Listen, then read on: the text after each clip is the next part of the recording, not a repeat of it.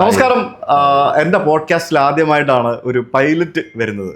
Thank you. Pleasure is all mine. Yes. Okay. അപ്പോ this is mister Febin Guruvayur സ്വദേശിയാണ്, പൈലറ്റാണ്. Captain ആണോ ഫസ്റ്റ് ഓഫീസർ ആണോ? ഞാൻ സീനിയർ പൈലറ്റ് ആണ്. സീനിയർ പൈലറ്റ് ആണ്. ഓക്കെ. ഡൽഹിയിൽ ഫ്ലൈ ചെയ്തിട്ടുണ്ട്, ഡൽഹി ബേസിൽ ഇരുന്നിട്ടുണ്ട്, ബാംഗ്ലൂരിൽ ഇരുന്നിട്ടുണ്ട് 5 ഇയേഴ്സോളം. ഇപ്പോൾ കൊച്ചിനിലാണ് 1.5 years ആയി. ഓക്കെ. എത്ര വർഷമായി ഫ്ലൈ തുടങ്ങിയിട്ട്? അതിന് ഫ്ലൈങ് തുടങ്ങിയിട്ട് ഒരു 6 years ആയി.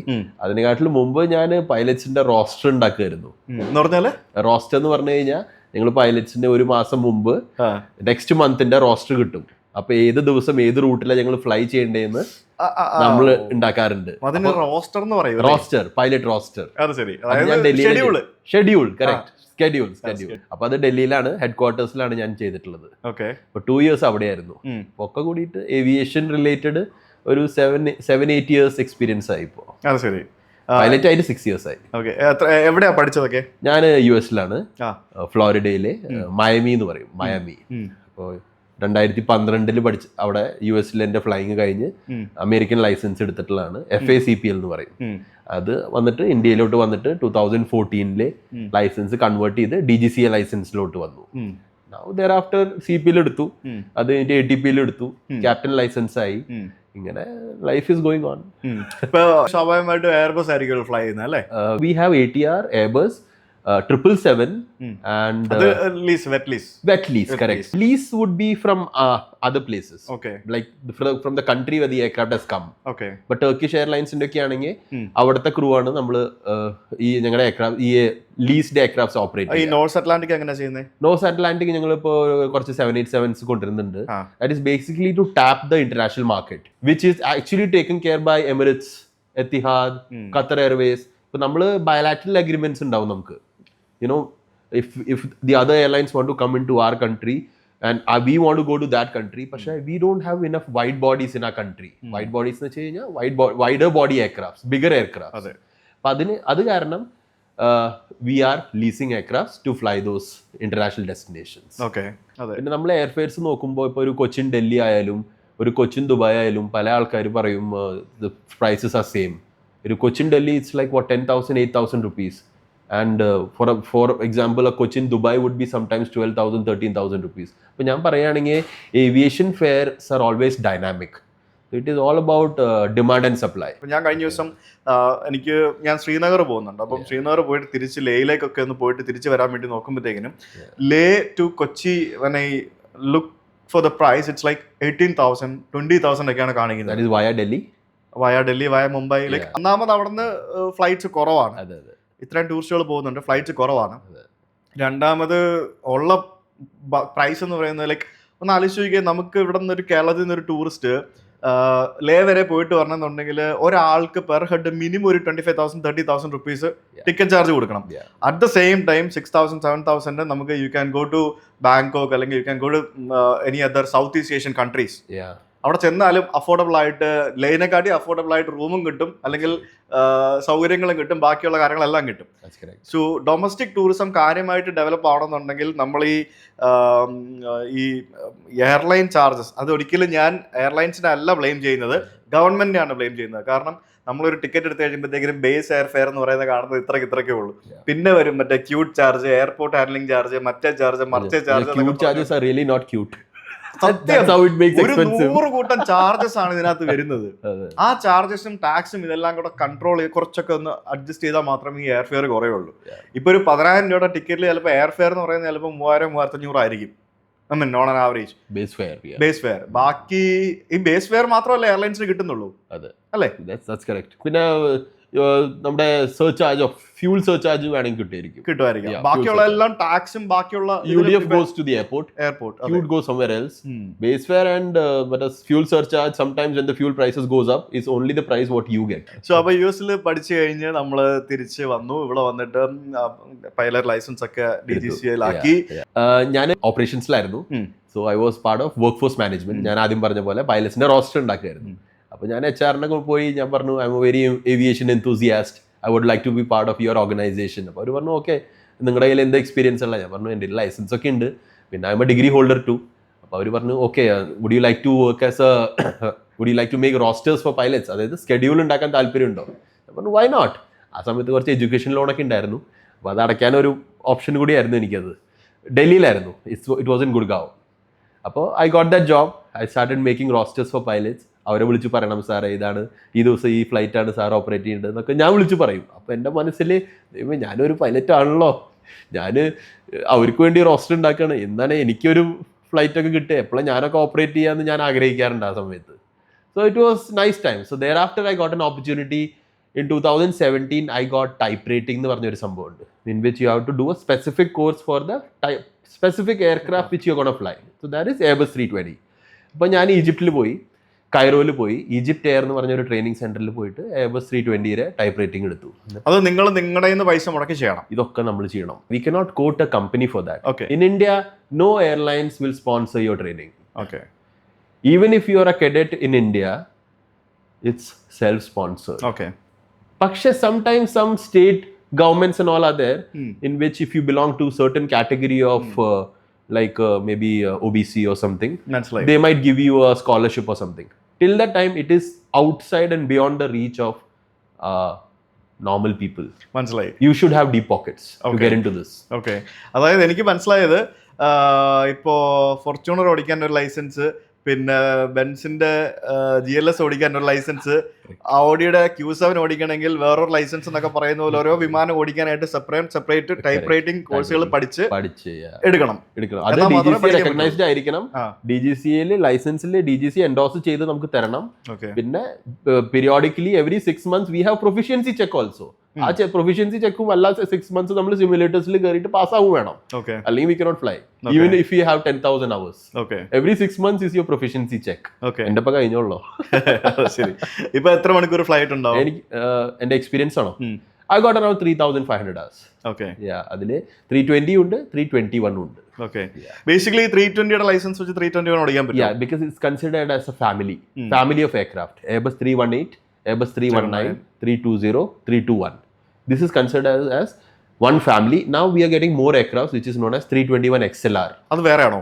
No, this is also part of this family, പക്ഷേ it will be having extra range. It can go wider ranges. So നമുക്ക് ഇപ്പോൾ maybe if you're flying some 5-6 hours non-stop, if once that aircraft comes in, we can fly 9 hours non-stop. മനസ്സിലായി. Okay, അങ്ങനെ ചെയ്യാൻ പറ്റും. ഈ XLR എയർക്രാഫ്റ്റിന്റെ കാര്യം പറഞ്ഞപ്പോൾ ഞാൻ കുറെ XLR എയർക്രാഫ്റ്റിൽ ഫ്ലൈ ചെയ്തിട്ടുണ്ട്. ലൈക്ക് എയർ അസ്താനയ്ക്കൊക്കെ ഉണ്ട്. എയർ അസ്താനയിലൊക്കെ അവര് Astana to Almaty to Astana to London ഒക്കെ ഓടിക്കുന്നുണ്ട്. ലണ്ടൻ ഹീത്രോ ഒക്കെ ഓടിക്കുന്നുണ്ട്.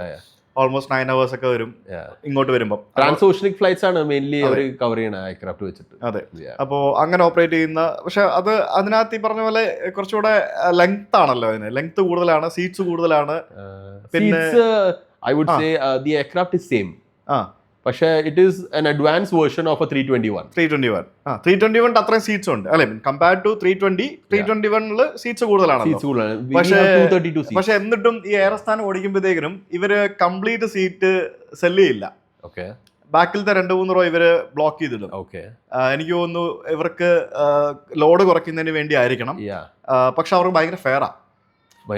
കാരണം ഇതിങ്ങനെ എത്ര കംപ്ലീറ്റ് സീറ്റ്സ് കൊടുക്കാത്ത കൊണ്ട് ഫെയർ കൂടുതലാണ്. പിന്നെ ഇവർക്ക് പല റെസ്ട്രിക്ഷൻസ് ഉണ്ട്. കാരണം ലോഡ് കുറയ്ക്കണമല്ലോ, കംപ്ലീറ്റ് സീറ്റും ഫില്ല് ആകുമ്പോഴത്തേക്കിനും ലോഡ് കൂടും. പിന്നെ ഇടയ്ക്ക് ഒരു സ്റ്റോപ്പ് അവർ എടുക്കുന്നുണ്ട്, എന്നിട്ടും ഇടയ്ക്ക് ഒരു സ്റ്റോപ്പ് അവർ എടുക്കുന്നുണ്ട്, ടെക്നിക്കൽ സ്റ്റോപ്പ് എന്ന് പറയുന്നത് എടുക്കുന്നുണ്ട്. അങ്ങനെ പല കാര്യങ്ങൾ അവർ ചെയ്യുന്നുണ്ട്. നിങ്ങൾ ശരിക്കും ഒരു വിമാനം ഫ്ലൈ ചെയ്യുമ്പോഴത്തേക്കിനും, ഫോർ എക്സാമ്പിൾ നിങ്ങളിപ്പം ചെന്നൈയിൽ നിന്നും പോർട്ട് ബ്ലെയറിലേക്ക് ഫ്ലൈ ചെയ്യുന്നു.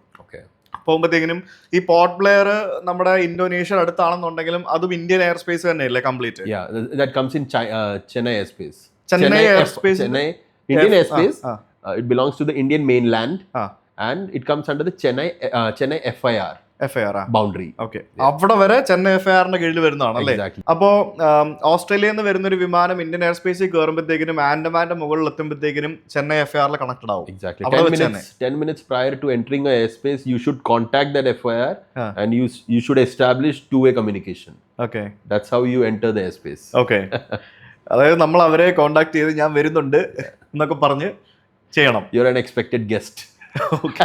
പക്ഷെ ഇത് ഓൾറെഡി നേരത്തെ നമ്മൾ ഇൻഫോം ചെയ്യില്ലേ എന്റെ റൂട്ട്? നിങ്ങൾക്ക് ഫ്ലൈറ്റ് പ്ലാൻ ഉണ്ട്, അപ്പൊ അത് കമ്പ്യൂട്ടറൈസ്ഡ് ആയിട്ട് ഫയൽ ചെയ്യും. Okay, so that air space already knows that you are coming. Okay, അപ്പോൾ അവർ നമുക്ക് ട്രാക്ക് ചെയ്യും.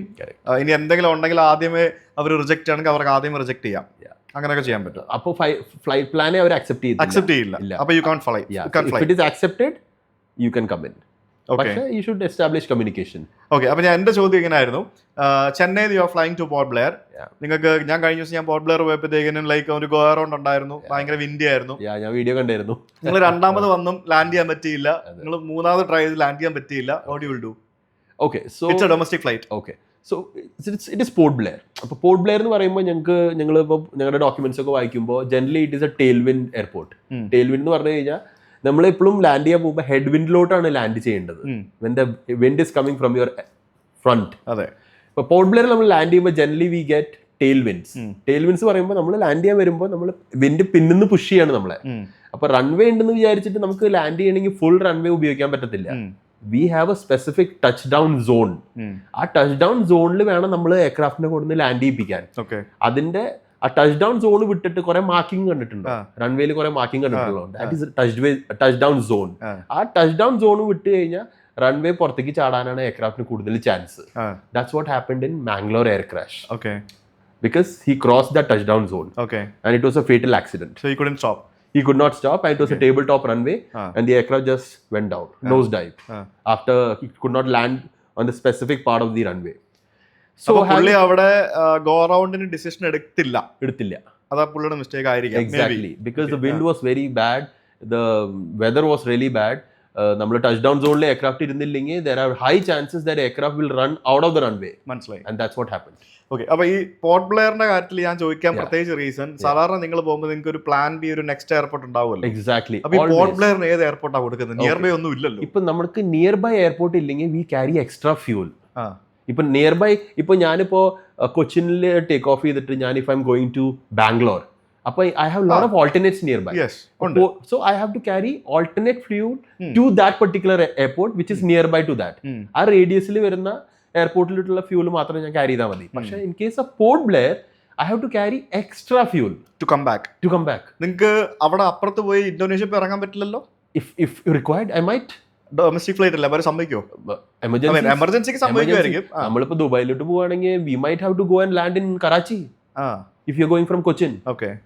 കറാച്ചി, അത് കഴിഞ്ഞിട്ട് കറാച്ചിയുടെ റേഡിയസ് വിട്ട് കഴിഞ്ഞ് കഴിഞ്ഞാൽ we might have to go and land in Muscat if you're going to Dubai. So an emergency is in which you might have to land anywhere. Okay. So that is fuel calculation, and we can go and land like that. അത് ആ സമയത്ത് ഇതുപോലെ നമ്മൾ decision എടുക്കാൻ പറ്റും. Generally on a filed flight plan like that day which you flew, സുജേട്ടൻ അന്ന് fly ചെയ്ത ദിവസം we might have Chennai as an alternate. Okay. So we are carrying that much of fuel. നമ്മൾ പോർട്ട് ബ്ലെയർ പോയിട്ട് തിരിച്ച് alternate ഇപ്പോൾ പോർട്ട് ബ്ലെയർ ശരിയാവുന്നില്ലെങ്കിൽ തിരിച്ച് ചെന്നൈയിലോട്ട് വരാനുള്ള fuel അതിനകത്തുണ്ട്. Okay. Like you said the weather was really bad. അതുകൊണ്ടാണോ ആ എയർപോർട്ടിൽ ഉച്ചയ്ക്ക് ശേഷം ഫ്ലൈറ്റ്സ് ഓപ്പറേറ്റ് ചെയ്യാത്തത്? അത് വാച്ച് അവേഴ്സ് എന്ന് പറയും. Every airport has got certain watch hours. ഇപ്പൊ ലേയിലുണ്ട് രാവിലെ തൊട്ട് ഒരു 2 മണി വരെയൊക്കെ ഉള്ളൂ maximum. Mainly all metro airports have got 24 hours working. ഇപ്പൊ കൊച്ചിനൊക്കെ രാത്രി ഒരു കാലത്ത് അടച്ചിടുക ചെയ്യാറ്. രാത്രി ഫ്ലൈറ്റ്സ് ഒന്നും ഉണ്ടാവാറില്ല. രാത്രിത്തെ flight are basically known as red I flights. That's what they are known as. ഈ low cost airlines വന്നതിന് ശേഷമാണ് we are having airports which is operating 24 hours. Generally airports have got watch hours. So they have got limited number of working hours and flights will be operated in that window of operating hours only. Okay. Yeah. So that's watch hours for you in Port Blair. അതല്ലാതെ അവിടുത്തെ ഈ weather restrictions കൊണ്ടല്ല ഇപ്പോൾ ഉച്ചയ്ക്ക് ശേഷം weather മാറും അങ്ങനെ ഉള്ളത് കൊണ്ടാണോ? അതും ആവാം. Okay. That is also possible. പക്ഷേ Port Blair being a coastal place, weather is very dynamic. ഇപ്പൊ കൊച്ചിൻ എന്ന് പറഞ്ഞു കഴിഞ്ഞാൽ weather is very dynamic because it's a coastal place. ബോംബെയും കൊച്ചിന്റെ വെതറിൽ വലിയ വ്യത്യാസമില്ല because both are coastal places which is situated on the west coast of India. So but Cochin doesn't have any watch hours. Okay. Cochin airport is working 24 hours. Okay. So it is not only because of that. It might be because of the number of slots being allotted to the airlines. ആ സമയത്താണ് കൂടുതൽ aircraft movements ഉള്ളത്. Only because of whether അങ്ങനെ ചെയ്യുന്ന I don't think so. Okay. ഇപ്പൊ പുതിയ DGCA rules പ്രകാരം defence എയർപോർട്ടുകളിൽ Windows താത്തി ഇട്ടിട്ട് ലാൻഡ് ചെയ്യണമെന്നല്ലേ പറയുന്നത്? ദാറ്റ് ഈസ് ഇൻക്ലൂഡിംഗ് പൂനെ അല്ലേ? വിൻഡോസ് എന്ന് പറയുമ്പോൾ there is an exception. Emergency windows should be open. Okay. Only other windows other than emergency should be closed. Okay emergency should be open. Okay so that's the amendment. ഇത് ഞാൻ ചൈനയിൽ experience ചെയ്തിട്ടുണ്ട്. അവിടെ emergency അടച്ചിടും അവന്മാര്. ഇവിടെ അത് പറ്റില്ല. അവിടെ പല എയർപോർട്ടുകളിലും ലൈക്ക് ഭയങ്കര റെസ്ട്രിക്ഷൻസ് ഞാൻ കണ്ടിട്ടുള്ള ഒരു രാജ്യമാണ് ചൈന. അവർക്ക് എയർലൈൻ റൂൾസ് ഒക്കെ അവർ പറയുന്നതാണല്ലോ എല്ലാം. ലൈക്ക് ഭയങ്കരമായിട്ട് ഈ പറഞ്ഞ പോലെ അവർക്ക് അവരുടെ സേഫ്റ്റിക്ക് വേണ്ടി അവർ ഇതുപോലുള്ള റൂൾസ് പലതായിട്ട്, അതായത് വൺസ് ലാൻഡ് ചെയ്ത് കഴിഞ്ഞാൽ like you not suppose to open it. അത് അവിടെ നിന്ന് ടേക്ക് ഓഫ് ചെയ്ത് പോകുന്നവരെ അത് ആരും തുറക്കൊന്നുമില്ല. അങ്ങനത്തെ റൂൾസ് കുറെ കണ്ടിട്ടുണ്ട് ചൈനയിൽ. പിന്നെ എയർപോർട്ടിനകത്തൊക്കെ ചില സ്ഥലങ്ങളിലൊക്കെ പോയിട്ട് കയറണമെന്നുണ്ടെങ്കിൽ തന്നെ നമുക്ക് like we have lot of formalities. നമ്മളിവിടെ ഇത്രയും കാര്യങ്ങളൊക്കെ ഉണ്ടെന്നുണ്ടെങ്കിലും ലൈക്ക് ചില രാജ്യങ്ങളിൽ അതിൻ്റെ ആയിട്ടുള്ള പ്രശ്നങ്ങളുണ്ട് അല്ലേ. നമ്മൾ ചൈന എന്ന് പറയുമ്പോൾ ഏവിയേഷൻ വെച്ച് നോക്കുകയാണെങ്കിൽ China has got more number of aircrafts than India. India എന്ന് പറയുമ്പോൾ എയർ ഡെക്കിനൊക്കെ വന്നതിന് ശേഷമാണ് ഒരു ആവറേജ് ഇന്ത്യൻ ഫ്ലൈ ചെയ്ത് തുടങ്ങിയത്. I would say domestically. അതിനെക്കാട്ടിലും മുമ്പൊന്നും ഇന്ത്യയിലെ ആൾക്കാർക്ക് ഫ്ലൈ ചെയ്യാൻ അഫോർഡബിൾ പോലും അല്ല. Even today not more than 5% of the total population of India flies. They are still taking trains, they are still taking buses. അപ്പോൾ if you are among that 5%, you would be like a elite of the society, because still as per a survey or something the other day I was reading, 90% of people don't even earn more than 25,000 rupees per month. That's the survey. Adapo I don't know how true that is, but in India we are still growing. China is already there. They have big airlines which has got 400 aircrafts, 500 aircrafts, one airline. Air India has got more than 300 aircrafts. This is once a time a dream. ഇതൊക്കെ ഒരു കാലത്ത് 100 aircrafts ഒക്കെ എവിടെ നമ്മൾ park ചെയ്യുക എന്ന് പോലും ചോദിക്കുന്ന ആൾക്കാരുണ്ടായിരുന്നു. പക്ഷെ now India is coming up in a big way. India is the third largest aviation market in the world, which very soon would be the largest market in the world. Air India has got around 500 aircrafts on order. So very big expansions are coming up. So be ready. And I think the reason for this is because we are valuing time now. ട്രെയിനിലൊക്കെ പോകുമ്പോൾ I remember, ഞാൻ ഡൽഹിയിൽ ജനിച്ച് വളർന്ന ഒരാളാണ്. ഇപ്പോൾ summer വെക്കേഷൻസിലാണ് ഞാൻ വരാറ് നാട്ടിലോട്ട്. അപ്പോൾ we use to travel by Kerala express. It use to take 3 days to come to Kerala. ഇപ്പോൾ if you flying from Delhi to Cochin it takes 3 hours. അപ്പോൾ 3 days becomes 3 hours. അപ്പോൾ basically we are trying to value time more now. സ്ഥിരമായിട്ട് പോയി കഴിയുമ്പോൾ 3 hours തന്നെ കൂടുതലാണല്ലോ തോന്നുന്നു. അത് ഫോണിലൊരു movie കിട്ടാൻ മതി, അപ്പൊ അറിയില്ല. ഇല്ലെങ്കിൽ ഉറങ്ങിയാൽ മതി. അതെ, ഉറങ്ങിയാൽ മതി. രാത്രി ഉറങ്ങാണ്ട് ഫ്ലൈറ്റിൽ കയറി ഉറങ്ങിയാൽ മതി. ഡൊമസ്റ്റിക് അല്ലേ, ഇന്റർനാഷണൽ അടിച്ചിട്ട് നടക്കല്ല അല്ലേ. പണ്ട് പോലെ ഫ്ലൈയിങ് താല്പര്യം ഉണ്ടായിട്ട് വന്നതാണോ അതോ ലൈക്ക് എങ്ങനെയാണ് ഈ മേഖലയിലേക്ക് എത്തിപ്പെട്ടത്? ഓക്കെ, സോ അത് ചോദിക്കുകയാണെങ്കിൽ see every pilot has got a love story to share. So now I use this as an opportunity. നമുക്ക് ഞാനിപ്പോൾ എയർഡെക്കിൻ്റെ കാര്യം പറഞ്ഞില്ലേ. എയർഡെക്കൻ എന്ന് പറഞ്ഞു കഴിഞ്ഞാൽ എയർഡെക്കിൻ്റെ CEO ആയിരുന്നു മിസ്റ്റർ GR ഗോപിനാഥ്. അപ്പോൾ പുള്ളി is known as the father of low cost aviation in India. Is known for that. അപ്പോൾ പണ്ട് സുഹിതേട്ടൻ ഇപ്പോൾ എയർഡെക്കിനൊക്കെ ഫ്ലൈ ചെയ്തിട്ടുണ്ടെങ്കിൽ എനിക്ക് ഓർമ്മയില്ല. ഞാൻ ഫസ്റ്റ് ഫ്ലൈ ചെയ്യുന്ന കിങ് ഫിഷറിന്റെ ഫ്ലൈറ്റിലാണ്. അത് ഇവിടെ ടു മുംബൈ സംതിങ് അഹമ്മദാബാദ് പോയത്. ഓക്കെ, അപ്പോൾ ആ എയർക്രാഫ്റ്റിലൊക്കെ RK ലക്ഷ്മണന്റെ ഒരു കോമൺ മാൻ്റെ ഒരു പിക്ചർ ഉണ്ടാവും. It's like an old man walking with a Hawaii chappal. Okay. So basically that airline was the airline which came up with the revolution of common man should fly. അപ്പോൾ അങ്ങനെ ഇരിക്കുമ്പോൾ they used to have 1 rupee ticket. 1 രൂപയ്ക്ക് air ticket, 499 rupees air ticket. So for me those days it was highly unaffordable. We were in Delhi. For a Delhi Cochin flight ticket it used to be 15,000 rupees. Back then in 2002 or 3. Back those days നമുക്ക് internet കണക്ഷൻസും broadband പോലും ആ നാളത്ത് കാര്യമായിട്ട് ഉണ്ടാവാറില്ല. അപ്പോൾ നമ്മൾ we use to use dialup connections. ഓർമ്മയുണ്ടോ ഡയലപ്പ് കണക്ഷൻസ്? 56 kbps ആണ് അതിന്റെ സ്പീഡൊക്കെ വരാറ്.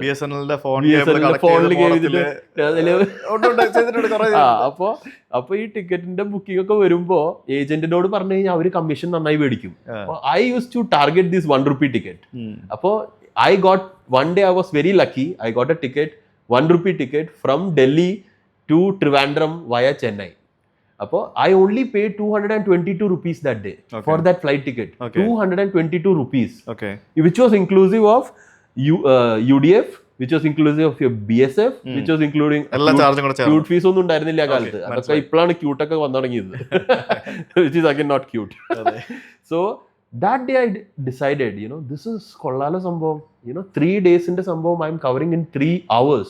And that is when I decided this is where I want to be. ഞാൻ ആ കാലത്ത് ഒരു 10th ക്ലാസ് 9th ക്ലാസ്സിലായിരുന്നു. So I got that ticket and I travelled and I made a decision this is where I want to be in my life. Since then it has been a journey and I have been loving it. Okay. Yeah. അങ്ങനെ degree കഴിഞ്ഞിട്ടാണോ അതിലേക്ക് പോകുന്നത്? ഞാൻ BSc കഴിഞ്ഞിട്ടുണ്ട്. BSc കഴിഞ്ഞിട്ടുണ്ട്. പക്ഷെ ഞാൻ BSc distance ആയിട്ടാണ് ചെയ്തത്. ബിക്കോസ് CPL-നെ ഇപ്പോൾ അടുത്ത് എന്തോ നിയമം മാറ്റിയിട്ടുണ്ടെന്ന് പറയുന്നുണ്ട്. യു ജസ്റ്റ് നീഡ് PCM വിത്ത്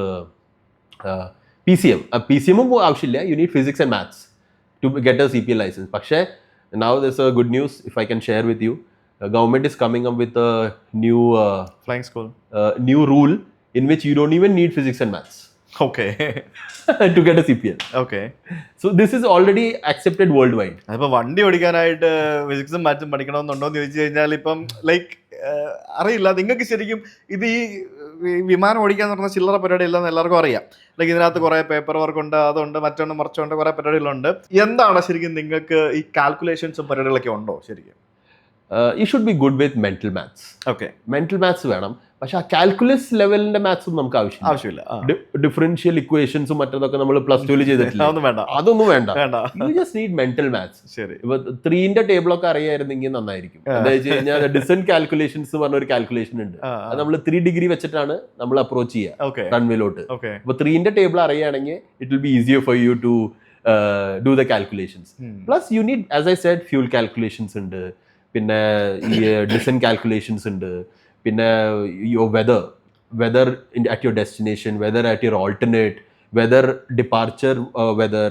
ഇപ്പൊ നമ്മൾ ടേക്ക് ഓഫ് ചെയ്തതിന് ശേഷം പെട്ടെന്ന് ഫോഗ് വന്നു കഴിഞ്ഞാൽ നമുക്ക് തിരിച്ച് ലാൻഡ് ചെയ്യാൻ പറ്റില്ല. അപ്പൊ you should have take off alternate. അപ്പൊ ടേക്ക് ഓഫിന് ഒരു ഓൾട്ടർനേറ്റ് വേണം. ടേക്ക് ഓഫ് ചെയ്തതിന് ശേഷം പെട്ടെന്ന് ലാൻഡ് ചെയ്യേണ്ട ആവശ്യം വരികയാണെങ്കിൽ ബാംഗ്ലൂരൊക്കെ ആണെങ്കിൽ റേഡിയേഷൻ ഫോഗ് ഉണ്ടാവും രാവിലത്തെ സമയത്ത്. So you should quickly go and land in a different take-off alternate എന്നാണ് അതിനെ പറയുക. So you cannot go to destination alternate for that. ഡെസ്റ്റിനേഷനിലോട്ടും പോകാൻ പറ്റത്തില്ല, ഡെസ്റ്റിനേഷന്റെ ഓൾട്ടർനേറ്റിലും പോകാൻ പറ്റത്തില്ല. You need a take-off alternate. Okay. So you need to do calculations for that. Basically, it's a skill-based job. It's a skill-based job with lot of factors. Situational awareness ഉണ്ടാവണം, technical competency ഉണ്ടാവണം, പിന്നെ your flight path management is your നമ്മൾ ഈ Google map ഇട്ടിട്ട് പോകുന്ന പോലെ എന്തെങ്കിലും system ഉണ്ടോ ഇതിനകത്ത്? ഒരു മാപ്പ് പോലെ ഒരു അങ്ങനത്തെ ഒരു റൂട്ട് ഉണ്ടോ? ഇപ്പൊ ഫോർ എക്സാമ്പിൾ ഇവിടുന്ന് നിങ്ങൾ കൊച്ചിയിൽ നിന്ന് നിങ്ങൾ ദുബായിക്ക് പോകുന്നു. ദുബായിക്ക് പോകുമ്പം ഇതെങ്ങനെയാണ് ലൈക്ക് ഇതിന്റെ ഒരു റൂട്ട് നിങ്ങൾക്ക് മനസ്സിലാവുന്നത്? കാരണം ആഗസ്റ്റ് കയറി കഴിഞ്ഞാൽ ഒന്നും ഇല്ലല്ലോ. അല്ലെങ്കിൽ ഇതിനൊരു മാപ്പ് പോലെ എന്തെങ്കിലും പാത്ത് വേ കാണിച്ചു തരുമോ? ഞങ്ങൾക്ക് ഇതില് നമുക്കിവിടെ കോക്പിറ്റിൽ കയറാൻ പറ്റില്ലല്ലോ ഇന്ത്യയില്. DGCയുടെ റൂൾസ് അങ്ങനെയാണല്ലോ. അല്ലല്ല, ഞാനൊക്കെ ആൾക്കാർ പോലും ഇന്ത്യ വന്നിട്ട് ഒരു വിമാനത്തിന്റെ കോക്പിറ്റിലും കയറിയിട്ടില്ല. അല്ല, ഞാനൊക്കെ കോക്പിറ്റില് I used to welcome children and people who are really happy about it. ഗ്രൗണ്ടിലല്ലേ ഉള്ളൂ, അത് ശരിയാണ്. We cannot take that risk. Bread and butter അല്ലേ. അപ്പോ what happens is ഞങ്ങൾക്ക് designated airways ഉണ്ട് in the air. You cannot take any route just like that. So designated air routesലാണ് ഇപ്പൊ ഞാൻ പറഞ്ഞില്ലേ, Chennai FIR, Bombay FIR, Trivandrum control, Delhi FIR. അപ്പൊ ഇങ്ങനത്തെ ഓരോ കൺട്രോളിങ് ഏജൻസീസ് ഓൾറെഡി താഴ്ത്തി ഇരുന്നിട്ടാണ് നമ്മളെ കൺട്രോൾ ചെയ്യുന്നത്. അപ്പൊ ഡെസിഗ്നേറ്റഡ് റൂട്ടിൽ കൂടെ മാത്രമേ നമുക്ക് ഫ്ലൈ ചെയ്യാൻ പറ്റത്തുള്ളൂ. If we are straying away from that particular route, we will be penalised for that. We will be like you are not following the, it is a controlled environment. ചുമ്മാ just flight aircraft on ആക്കുക, ചുമ്മാ എയറിലോട്ട് പറത്തി വിടുക, നമുക്ക് ചെയ്യാൻ പറ്റത്തില്ല. Air force വന്നിട്ട് നമ്മളെ ഇന്റർസെപ്റ്റ് ചെയ്തിട്ട് പെട്ടെന്ന് താഴ്ത്തി ഇറങ്ങാൻ പറയും. So you cannot do such things. So this is designated airways which you have to follow all the way and everywhere, anywhere you're flying in any part of the world. So there are airways in the air which you cannot see. നമ്മൾ ഈ road highway പണിതിട്ടിരിക്കുന്ന പോലെ തന്നെയുള്ള ഒരു particular ഈ ship root എന്നൊക്കെ പറയുന്ന പോലെയുള്ള Roots ഉണ്ട്. ശരി. So there are routes which you cannot see actually. അപ്പോൾ നിങ്ങൾ എങ്ങനെ അത് കാണുന്നത്? We see because we have got waypoints. Okay. So we have to follow the waypoints which we have in our database. ഇപ്പോൾ basically ഞങ്ങൾക്കൊരു computer പോലത്തെ ഒരു സംഭവം എയർക്രാഫ്റ്റിലുണ്ട്. So depending upon the aircraft we have got 2 computers. So FMGC1, FMGC2 എന്ന് പറയും. അതിന്റെ interface, ഇതിന്റെ യൂസർ ഇന്റർഫേസ് ആണ് MCDO. സോ MCDO വെച്ചിട്ടാണ് ഞങ്ങൾ കംപ്ലീറ്റ് പ്രോഗ്രാം ചെയ്യുന്നത്. So if you want fly from Cochin to say Abu Dhabi, അപ്പോൾ വാട്ട് വി ഡു ഇസ് കൊച്ചിനിലോട്ട് അബുദാബിയിലോട്ട് ഒരു റൂട്ട് നമ്മൾ ഫ്ലൈ ചെയ്യുകയാണെങ്കിൽ the aircraft generally doesn't or maybe most of the time doesn't fly straight. അതിനിങ്ങനെ ഓരോ വേ പോയിന്റ് ഫോളോ ചെയ്തിട്ടാണ് അവിടേക്ക് എത്തേണ്ടത്. സോ മേ ബി ഇപ്പൊ കൊച്ചിനിലോട്ട് ടേക്ക് ഓഫ് ചെയ്യണ ഒരു എയർക്രാഫ്റ്റ് ആണെങ്കിൽ we will overfly Kannur, then we will overfly Mangalore, then we will overfly maybe Goa or somewhere. അത് കഴിഞ്ഞിട്ട് we take a left direction എടുത്തിട്ടാണ് നമ്മൾ we are going to Muscat. കാരണം ഈ മസ്കട്ടും ഇന്ത്യയുടെ ഈ വെസ്റ്റ് കോസ്റ്റ് തമ്മിൽ റഡാർ കവറേജ് വളരെ ലിമിറ്റഡാ. അപ്പോൾ അതിലൊരു ബ്ലൈൻഡ് സ്പോട്ട് പോലത്തെ ഏരിയ വരും. അത് കാരണം we have to fly straight in that leg only because the radar coverage is very limited. Once we are entering the Muscat FIR, then we again have waypoints which we have to follow. So basically we have to follow those waypoints. Those waypoints are the route which we follow in the air. അപ്പൊ ആ വേ points നിങ്ങൾക്ക് coordinates ഇതിനകത്ത് കാണിച്ചു തരുമോ ഈ ഡിസ്പ്ലേയില്? അതനുസരിച്ച് അത് നോക്കിയല്ലേ നിങ്ങൾ ഫ്ലൈ ചെയ്യുന്നത്? അത് നമ്മൾ പ്രോഗ്രാം ചെയ്താൽ മതി, it will do on its on, തന്നെ പൊക്കോളും. അതാണ് auto pilot. Auto pilot again. അപ്പൊ ഓട്ടോ പൈലറ്റ് എന്ന് പറയുമ്പോൾ ചിലർക്ക് വളരെ തെറ്റിദ്ധാരണയുണ്ട്. നിങ്ങൾക്ക് എന്താ പണി, നിങ്ങൾ എന്തിനാ അതിനകത്ത് കയറിയിരിക്കണേ? പക്ഷെ അതല്ല അതിന്റെ സത്യം. ആരെന്നോട് ഈ ക്വസ്റ്റ്യൻ ചോദിക്കാറ് ഞാൻ പറയാറുണ്ട്, സാറിന്റെ വണ്ടിയിൽ ക്രൂസ് കൺട്രോൾ ഉണ്ടോ? അപ്പൊ പറയും ക്രൂസ് കൺട്രോൾ ഒക്കെ ഉണ്ട്. പക്ഷെ ക്രൂസ് കൺട്രോൾ എത്ര പ്രാവശ്യം ഇടും? ആ ക്രൂസ് കൺട്രോളിൽ എത്ര നേരം ഓടിക്കാൻ പറ്റും? അപ്പോൾ ബേസിക്കലി നമ്മൾ ഓട്ടോ പൈലറ്റിനോട് ഒരു ഹൈറ്റും സ്പീഡും ഡയറക്ഷനും സെറ്റ് ചെയ്ത് കഴിഞ്ഞാൽ അവൻ അത് മെയിൻറ്റെയിൻ ചെയ്യും. പക്ഷെ if any deviation is required, ഇപ്പോൾ നമ്മുടെ മുന്നിൽ വലിയൊരു വെതർ ബിൽഡപ്പ് ഉണ്ട്, വി ഹാവ് ടു ഡീവിയേറ്റ്. കമ്പ്യൂട്ടറിന് അത് അറിയില്ല. അപ്പൊ നിങ്ങൾ ആ ഡീവിയേഷൻ പോലും നിങ്ങൾ ATC ഇൻഫോം ചെയ്തിട്ട് വേണോ ചെയ്യാൻ? എക്സാക്ട്ലി. നമ്മൾ ആ ഡെസിഗ്നേറ്റഡ് റൂട്ടിൽ നിന്ന് നമ്മൾ ഡീവിയേറ്റ് ചെയ്യണമെങ്കിൽ we have to tell the ATC deviating 10 miles right of track or left of track, due weather, അല്ലെങ്കിൽ due whatever reasons you have, we have to tell the ATC. അപ്പൊ നിങ്ങൾ ശരിക്കും വിഷ്വലിയും കൂടെ നോക്കിയാണ് ഫ്ലൈ ചെയ്യുന്നത്? ജനറലി രാത്രി ഒന്നും കാണത്തില്ല. Morning it's a bonus, day time it's a bonus. പുറത്തും കൂടി നമുക്ക് ക്രോസ് ചെക്ക് ചെയ്യാം. പക്ഷെ we have instruments where we can check everything and we can fly. ഇപ്പൊ വെതർ പോലും എയർബോൺ വെതർ റഡാർ വെച്ചിട്ട് നമുക്ക് ഡിറ്റക്ട് ചെയ്യാം. It's basically working on the principle of secondary radar. ആ പ്രിൻസിപ്പിളിലാണ് അത് വർക്ക് ചെയ്യുന്നത്. So we have very advanced avionics. This aircraft itself is ഒരു Airbus 320 is costing some $100 million, which is around 900 crores, one aircraft. So it is a very advanced aircraft which you are sitting. So you don't have to worry about that. ഇപ്പോൾ latest ആയിട്ട് നമുക്ക് വന്നിരിക്കുന്ന brand new എയർക്രാഫ്റ്റുകൾ, അതേസമയം ഇൻഡിഗോയ്ക്ക് 7-8-10 വർഷം പഴക്കമുള്ള വിമാനങ്ങളുണ്ട്. Air ഇന്ത്യക്കൊക്കെ 15-year-old 320 ഒക്കെ ഉണ്ട്. ഇതിനകത്തൊക്കെ ഉള്ള സാധനങ്ങൾ സെയിം ആണോ? Okay, so the equipments. See, this is a field in which the technology എപ്പോഴും it comes up. It always evolves. കാരണം 2015 ഫോർച്യൂണറിലുള്ള സാധനം അല്ലല്ലോ 2026 ഫോർച്യൂണറിലുള്ളത്. അതേപോലെ വ്യത്യാസങ്ങളുണ്ടാവും. Generally when we are looking at civil aviation, we are trying to make the civil aviation more affordable. Ticket prices should be less so that the mass number of people can travel. അപ്പൊ അങ്ങനെ ചെയ്യുമ്പോൾ we have to keep advancing our technology. അപ്പോൾ basically minimum fuel consumption ചെയ്യുന്ന ഒരു ടെക്നോളജിയാണ് നമ്മൾ എപ്പോഴും follow ചെയ്യുന്നത് in civil aviation. Air force ഒക്കെ ആണെങ്കിൽ അതൊന്നും പ്രശ്നമല്ല, because we have a very big defence budget to take care of all that. പക്ഷേ സിവിൽ ഏവിയേഷൻ വരുമ്പോൾ this is as part of the advancing of the technology. ഇപ്പോൾ ഞങ്ങളിപ്പോൾ ഉപയോഗിക്കുന്നത് ഹൈ ബൈപാസ് എഞ്ചിൻസ് ആണ്. High bypass engines basically use lesser fuel. അപ്പോൾ this is as part of advancing of the technology. Plus പിന്നെ അവിടെ ഇവിടെയും ചെറിയ ചെറിയ കാര്യങ്ങൾ നമ്മൾ മോഡിഫൈ ചെയ്തുകൊണ്ടിരിക്കും. Mainly we are focusing upon safety and the cost of the operation should be less. So we are advancing technology for that. മനസ്സിലായി. ഞാൻ ചോദിച്ച ചോദ്യം എന്ന് പറയുന്നത് ഈ 15-year-old എയർക്രാഫ്റ്റിന്റെ എക്യുപ്മെന്റ്സും നിങ്ങളുടെ കോക്പിറ്റിനകത്തെ എക്യുപ്മെന്റ്സും ഈ ബ്രാൻഡ് ന്യൂ എയർക്രാഫ്റ്റിന്റെ എക്യുപ്മെന്റ്സും ഒക്കെ സെയിം ആയിരിക്കുമോ? പണ്ടൊക്കെ ഞങ്ങള് പഴയ എയർക്രാഫ്റ്റ്സിലൊക്കെ ഉപയോഗിക്കുന്നത് അനലോഗ് കോക്പിറ്റ് എന്നൊരു കോൺസെപ്റ്റ് ഉണ്ടായിരുന്നു. സോ ബേസിക്കലി നമ്മൾ അതിന്റെ മീറ്റർ ഒക്കെ നോക്കുമ്പോൾ കുറെ മീറ്റർ ഒക്കെ നമുക്ക് കാണാൻ പറ്റിയേനെ. പക്ഷെ ഇന്നത്തെ കാലത്ത് ഇറ്റ് ഈസ് കൺസോളിഡേറ്റഡ്. കാര്യങ്ങൾ കുറഞ്ഞേക്കാണ്. ഒരു PFD ഉണ്ടാവും, ഒരു ND ഉണ്ടാവും. ഇപ്പൊ ബേസിക്കലി ലോഡ് ഓഫ് ഇപ്പോൾ ചില എയർക്രാഫ്റ്റിൽ ഗാർമിൻ ടെക്നോളജി ഉണ്ടെന്ന് പറയുന്നുണ്ട്. Garmin technology. So basically technologies are coming up, പക്ഷേ the technology is not that great that an aircraft can take off on its own.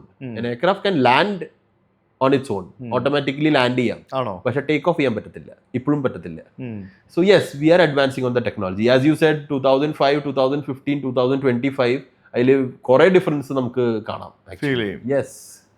നിങ്ങൾ തന്നെ ഇപ്പം പല എയർക്രാഫ്റ്റുകൾ ഫ്ലൈ ചെയ്യുന്നില്ലേ, Yeah. നിങ്ങൾക്ക് പല റൂട്ടുകളില്ലേ, അതെ. അപ്പോ ഇതിനകത്തൊക്കെ എന്തെങ്കിലുമൊക്കെ മാറ്റങ്ങൾ അങ്ങോട്ടും ഇങ്ങോട്ടൊക്കെ ഉണ്ടാവും അല്ലേ? Every day it's different, every day is landing is different. അല്ലെങ്കിൽ നമുക്ക് എത്രയും സ്മൂത്ത് ബട്ടർ ആയിട്ട് ലാൻഡിങ് നമുക്ക് തരാം, പക്ഷെ എവറി ലാൻഡിങ് ഇസ് ഡിഫറെന്റ്. അത് pilots are very emotional with their landings. അത് കുറച്ചും കൂടി ഹാർഡായി കഴിഞ്ഞാൽ അവന് പാസഞ്ചറെക്കാട്ടിലും കൂടുതൽ വിഷമമാവുന്നത് അവനാ. എന്റെ ലാൻഡിങ് എനിക്ക് ഇപ്പോഴും ഒരു ഉത്തരം കിട്ടാത്തൊരു ചോദ്യമാണ്. അതായത് ഞാൻ ഒരു തവണ ഫിലിപ്പീൻസിൽ പോയപ്പോൾ ഒരു സെസ്ന ഫ്രണ്ടിലിടുന്ന ഒരാളുടെ കൂടെ പറത്തിയിട്ടുണ്ട്. ഈ പറഞ്ഞ പോലെ നമ്മൾ ആക്സിലേറ്റർ വലിച്ചു പിടിക്കുന്ന ഒരു ബട്ടൺ ഇങ്ങനെ ഇങ്ങനെ വലിച്ചു പിടിച്ചിട്ട് ഇങ്ങനെ പൊക്കുമ്പോഴത്തേക്കിനും അവർ സ്പീഡ് എത്തുമ്പോഴത്തേക്കിനും പൊങ്ങിപ്പോവും. അപ്പൊ പൊക്കാനൊക്കെ ഓക്കെ ഫൈൻ, നമ്മളിങ്ങനെ ആക്സിലേഷൻ കൊടുത്തിട്ട് ഈ വിങ്സ് അഡ്ജസ്റ്റ് ചെയ്യുമ്പോഴത്തേക്കിനും ഇത് പൊങ്ങുമല്ലേ ബേസിക്കലി ചെയ്യുന്നത്. ഇത് താക്കാനായിട്ട് ഇത് എങ്ങനെ ഇത് കറക്റ്റ് ആ ഒരു ലൈനിൽ കൊണ്ട് എങ്ങനെ ടച്ച് ഡൗൺ ചെയ്യിക്കുന്നു എന്നുള്ളൊരു ചോദ്യം എനിക്ക് ഇതുവരെ അതിന്റെ ഒരു ആൻസർ കിട്ടിയിട്ടില്ല. നമ്മളൊരു വണ്ടി പാർക്ക് ചെയ്യണേ പോലും നമുക്ക് കൊണ്ട് ഈ ക്യാമറ ഒക്കെ നോക്കി റിവേഴ്സ് ഇട്ട് പാർക്ക് ചെയ്യാം. പക്ഷെ ഇത് ഈ കോക്പിറ്റിൽ ഇരുന്നിട്ട് നിങ്ങൾ ഇത് എങ്ങനെയാണ് ഈ കൊണ്ട് കറക്റ്റ് സ്ഥലത്ത് കൊണ്ട് ലാൻഡ് ചെയ്യിപ്പിക്കുന്നത്? അത് കാരണമാണ് പറയുന്നത്, പണ്ടൊക്കെ പറയാറുണ്ട് monkey can take off but monkey cannot land. അതാണ് എനിക്ക് ഇപ്പോഴും അറിയാത്തൊരു ഡൗട്ടാണ്. അതാണ് സ്കിൽസ്, അതാണ് ഞങ്ങളുടെ സ്കിൽസ്. അപ്പോൾ ബേസിക്കലി ഒന്നുമല്ല, റഡാർ നമ്മള് we are always with the radar coverage. അപ്പൊ അവര് നമുക്ക് റഡാർ തന്നോണ്ടിരിക്കും with respect to the traffic around. അവര് കൊടുത്തിട്ട് നമ്മളൊരു ലാൻഡിങ് എയ്ഡിലോട്ട് നമ്മളെ വെച്ച് തരും. അതിനെ പറയുന്നത് പറയാം ILS, ഇൻസ്ട്രുമെന്റ് ലാൻഡിങ് സിസ്റ്റം. ആ ILS നമ്മൾ വന്നു കഴിഞ്ഞാൽ നമ്മൾ ആ ഒരു ഇൻസ്ട്രുമെന്റിലാണ് നമ്മൾ പിന്നെ ഒരു 3 ഡിഗ്രീസ് ഒരു ഗ്ലൈഡ് സ്ലോപ്പ് എന്ന് പറഞ്ഞ ഒരു സംഭവമാണ്, ഒരു ഫ്ലൈറ്റ് പാത്താണ് അത്. ആ 3 ഡിഗ്രീസിലാണ് നമ്മൾ അപ്രോച്ച് ചെയ്യുന്നത് റൺവേയിലോട്ട്. അപ്പോൾ ഒരു മിനിമം എന്ന് പറഞ്ഞൊരു സംഭവം ഉണ്ട്. ആ മിനിമം എന്ന് പറഞ്ഞാൽ ആ പെർട്ടിക്കുലർ ഹൈറ്റിലെ we should be visual with the runway. നമ്മൾ റൺവേ ആയിട്ട് വിഷ്വൽ ആയിരിക്കണം. അതുവരെ we don't even have to see the runway. മനസ്സിലായി.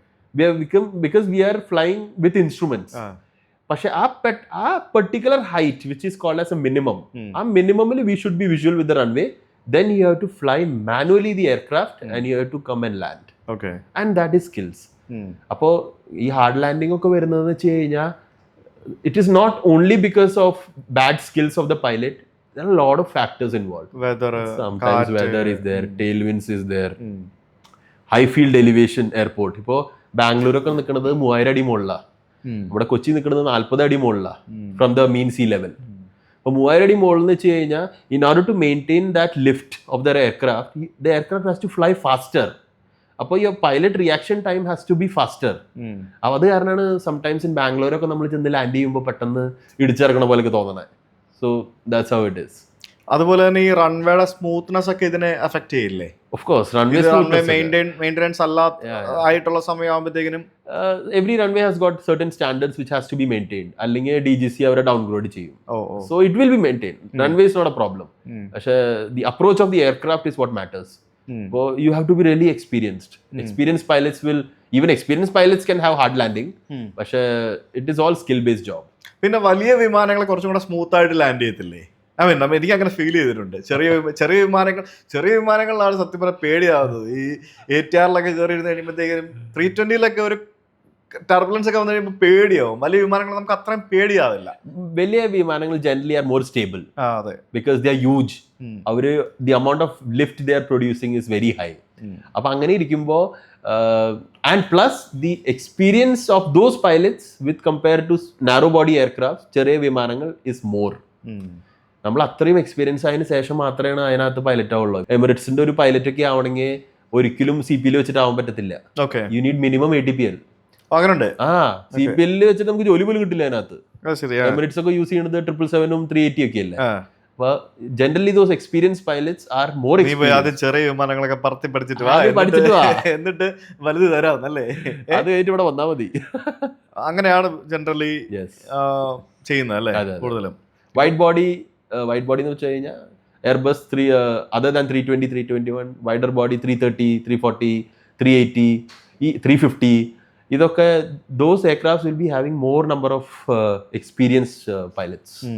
That's the thing. ഓക്കെ, അപ്പൊ ഇനി 350 ഒക്കെ വരാൻ പോവല്ലേ? 350 പഠിക്കാൻ പോകുന്നുണ്ടോ? 350 ഞങ്ങളെക്കാട്ടിലും മുമ്പ് കുറെ സീനിയേഴ്സ് ഉണ്ട് ഓൾറെഡി. അപ്പൊ ഞങ്ങളുടെ നമ്പറൊക്കെ അവിടേക്ക് വരുമ്പോഴേക്കും ദൈവത്തിന് അറിയാം. അതിന് മാത്രം 350 ഇവര് എടുക്കണ്ടേ അല്ലേ? എയർ ഇന്ത്യയിലോട്ടും കുറെ 350 വരുന്നുണ്ട്. 2027 ആണ് പ്ലാൻ. ശരിക്കും നമ്മുടെ നാട്ടില് ഇപ്പൊ വിമാനങ്ങൾ ഉണ്ടാക്കുന്ന കമ്പനികൾ എന്ന് പറയാനായിട്ട് എയർബസ് ഉണ്ട്, ബോയിങ് ഉണ്ട്, പിന്നെ എംബ്രയർ ഉണ്ട്, കുറെ പേരുണ്ട്. ഈവൻ മഹീന്ദ്ര ഇടയ്ക്കിടയ്ക്ക് പറയുന്നുണ്ടല്ലോ ഞാൻ എയർക്രാഫ്റ്റ് ഉണ്ടാക്കാൻ പോവാന്ന്. പക്ഷെ the question is will you sit in that Mahindra aircraft? അതാണ്. ഇപ്പൊ ചൈനയിലെ കൊമാക് എന്നും പറഞ്ഞുകൊണ്ടൊരു അവരിങ്ങനെ ഡെവലപ്പ് ചെയ്ത് വരുന്നുണ്ട്. അവിടെ റീജിയണൽ അവരുടെ വിമാനങ്ങൾ ഓടുന്നുണ്ട്. പക്ഷെ ചൈനയൊക്കെ ഒരു വിമാനം ഡെവലപ്പ് ആയിക്കൊണ്ട് വരുമ്പോഴത്തേക്കിനും അമേരിക്കയൊക്കെ എന്തായിരിക്കും അതിന് ചെയ്യാൻ പോകുന്നത് നമുക്ക് അറിയില്ല. ചൈന എന്ന് പറയുമ്പോൾ അവർക്ക് വിമാനം ഉണ്ടാക്കാനുള്ള കപ്പാസിറ്റി ഉണ്ടെങ്കിൽ പോലും അവർ ഉപയോഗിക്കുന്നത് എയർബസും ബോയിങ് തന്നെയാണ്. അതെ, പക്ഷെ അവരുടെ സാധനങ്ങൾ വരുന്നുണ്ട്. So it will take time. അതെ, മേബി നെക്സ്റ്റ് ജനറേഷൻ. അതെ, ഇപ്പം ഒരു ദിവസം പെട്ടെന്ന് ഉണ്ടാക്കി കൊണ്ടുവരാൻ പറ്റുന്ന ഒരു സാധനമല്ലല്ലോ വിമാനം എന്ന് പറയുന്നത്. എയർബസ് ബോയിങ് എന്ന് പറയുമ്പോൾ it traces back to a decade, maybe a century or something. It's all about എന്താ പറയാ R&D. ശരിക്കും നമ്മൾ സാധാരണ ടെക്നോളജി അഡ്വാൻസ് ആയി പോകുന്നു എന്നുണ്ടെങ്കിലും നമ്മൾ ടെക്നോളജി പിന്നോട്ട് പോയ ഒരു മേഖലയാണ് ശരിക്കും എയർക്രാഫ്റ്റുകളുടെ നമുക്ക് പറയേണ്ടിയിരിക്കുന്നു. കാരണം ഒരു കാലത്ത് കോൺകോഡും സൂപ്പർസോണിക് ജെറ്റുകളൊക്കെ ഓടിയിരുന്ന കാലം അത് സുരക്ഷയും ബാക്കിയുള്ള കാര്യങ്ങളെ മുൻനിർത്തി കോസ്റ്റ് വലിയൊരു ഫാക്ടർ ആയിരുന്നല്ലോ. കോസ്റ്റും സുരക്ഷയും കോസ്റ്റും രണ്ട് കാരണങ്ങൾ പിൻനിർത്തി അത് വിഡ്രോ ചെയ്ത് വീണ്ടും പഴയ പോലെ ആയി, അല്ല പഴയ സാധനങ്ങൾ മാത്രമായി. അതിനിപ്പോഴും ഒരു പകരം ഒരു ഓൾട്ടർനേറ്റീവ് വന്നില്ല എന്നൊക്കെ പറയുമ്പോൾ സത്യം പറഞ്ഞാൽ അതൊരു വിഷമമാണല്ലേ. അതെ അതെ. പക്ഷെ ഞാൻ പറയുകയാണെങ്കിൽ ഏതൊരു ടെക്നോളജി വരികയാണെങ്കിലും ഇപ്പോൾ ജിയോ, എയർടെൽ, വോഡാഫോൺ, ഐഡിയ, ഇത്ര കുറേ കമ്പനികളുണ്ട് നമ്മുടെ ഇവിടെ. അവര് പെർ 1 GB റേറ്റ് കുറച്ചില്ലെങ്കിൽ നമുക്കത് ഉപയോഗിക്കാൻ പറ്റുമോ? പണ്ടൊക്കെ നമ്മൾ 1 GB കൊടുക്കണമെങ്കിൽ we have to recharge for 300, 350, 400 rupees. ഇപ്പോൾ 1 GB ഉപയോഗിച്ച് തീരുന്നില്ല. Every day you get 2 GB free. That is same applicable for aviation also. അപ്പോൾ നമ്മൾ അഫോർഡബിൾ ആക്കിയില്ലെങ്കിൽ ആൾക്കാർക്ക് അത് ഉപയോഗിക്കാൻ പറ്റത്തില്ല. അതിന് വേണ്ടിയിട്ടാണ് we have come, as you said, I won't say we have gone back on the technology. I would say we have made it more affordable so that a common man can fly. നിങ്ങൾ ഈ fly ചെയ്തുകൊണ്ടിരിക്കുന്നതിനിടയ്ക്ക് നിങ്ങൾ ടോയ്ലറ്റിൽ പോകാനായിട്ടൊക്കെ ഇറങ്ങി വരുമല്ലോ. ഇറങ്ങി വന്നിട്ട് തിരിച്ച് കയറാൻ നേരം അവിടെ ഡോർ പാഡിൽ ഒരു നമ്പർ അടിക്കത്തില്ലേ? കൈ ഇങ്ങനെ പിടിച്ചിട്ട് ആ നമ്പർ ഓരോ വിമാനങ്ങൾക്കും വേറെ വേറെ ആണോ? ആക്ച്വലി ലാബറട്ടറി പോയിട്ട് തിരിച്ചു പോകണമെങ്കിൽ നമ്പർ ഒന്നും അടിക്കണ്ട, നിങ്ങൾ ഒരു നമ്പർ ചെക്കാറ്. പക്ഷെ നമ്പർ ഉണ്ട്. V have A number four emergency situation. Hijack ഒക്കെ ആണെങ്കിൽ വി ഹാവ് എ പാസ്വേഡ്.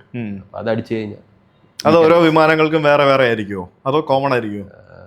അത് കുറച്ച് സെക്യൂരിറ്റി ബേസ്ഡ് ക്വസ്റ്റ്യൻ ആണ്. Let's not talk about that. വീഴുന്നുണ്ടോന്ന് അറിയാൻ വേണ്ടി ചോദിച്ചതാ. അത് ഞാൻ പറഞ്ഞു കഴിഞ്ഞാൽ നാളെ എന്തെങ്കിലും ഉണ്ടായാലോ. ഓക്കെ, ശരിക്കും ഇപ്പൊ ഞാനൊരു ഡോക്യുമെന്ററി കാണുന്നുണ്ടായിരുന്നു, മറ്റേ MH370 ഫ്ലൈറ്റിന്റെ. അതിനകത്ത് ശരിക്കും ഫസ്റ്റ് ഓഫീസർ അല്ലേ പുറത്ത് ആവുന്നത്, ക്യാപ്റ്റനല്ലേ ഫ്ലൈ ചെയ്യുന്നത്. അപ്പൊ ഇയാൾ പുറത്തിറങ്ങിയിട്ട് ഇവര് മാക്സിമം പഠിച്ച പണി 18 നോക്കിയിട്ടും ഇതിനകത്തേക്ക് കയറാനുള്ള ആക്സസ് കിട്ടുന്നില്ല. കാരണം ഇയാൾ എന്തൊക്കെയോ ഈ പറഞ്ഞ പോലെ നമ്പർ അടിച്ച് കയറാനുള്ള സിസ്റ്റം ബ്ലോക്ക് ചെയ്തു, അങ്ങനെയുള്ള പല സംഭവങ്ങളും ബ്ലോക്ക് ചെയ്തു. അങ്ങനെ ഒരു അവസ്ഥ വന്നു കഴിഞ്ഞാൽ ഇപ്പോഴും തിരിച്ച് കയറാനുള്ള ഒരു സംഭവം നമുക്ക് ഇല്ല എന്നാണോ?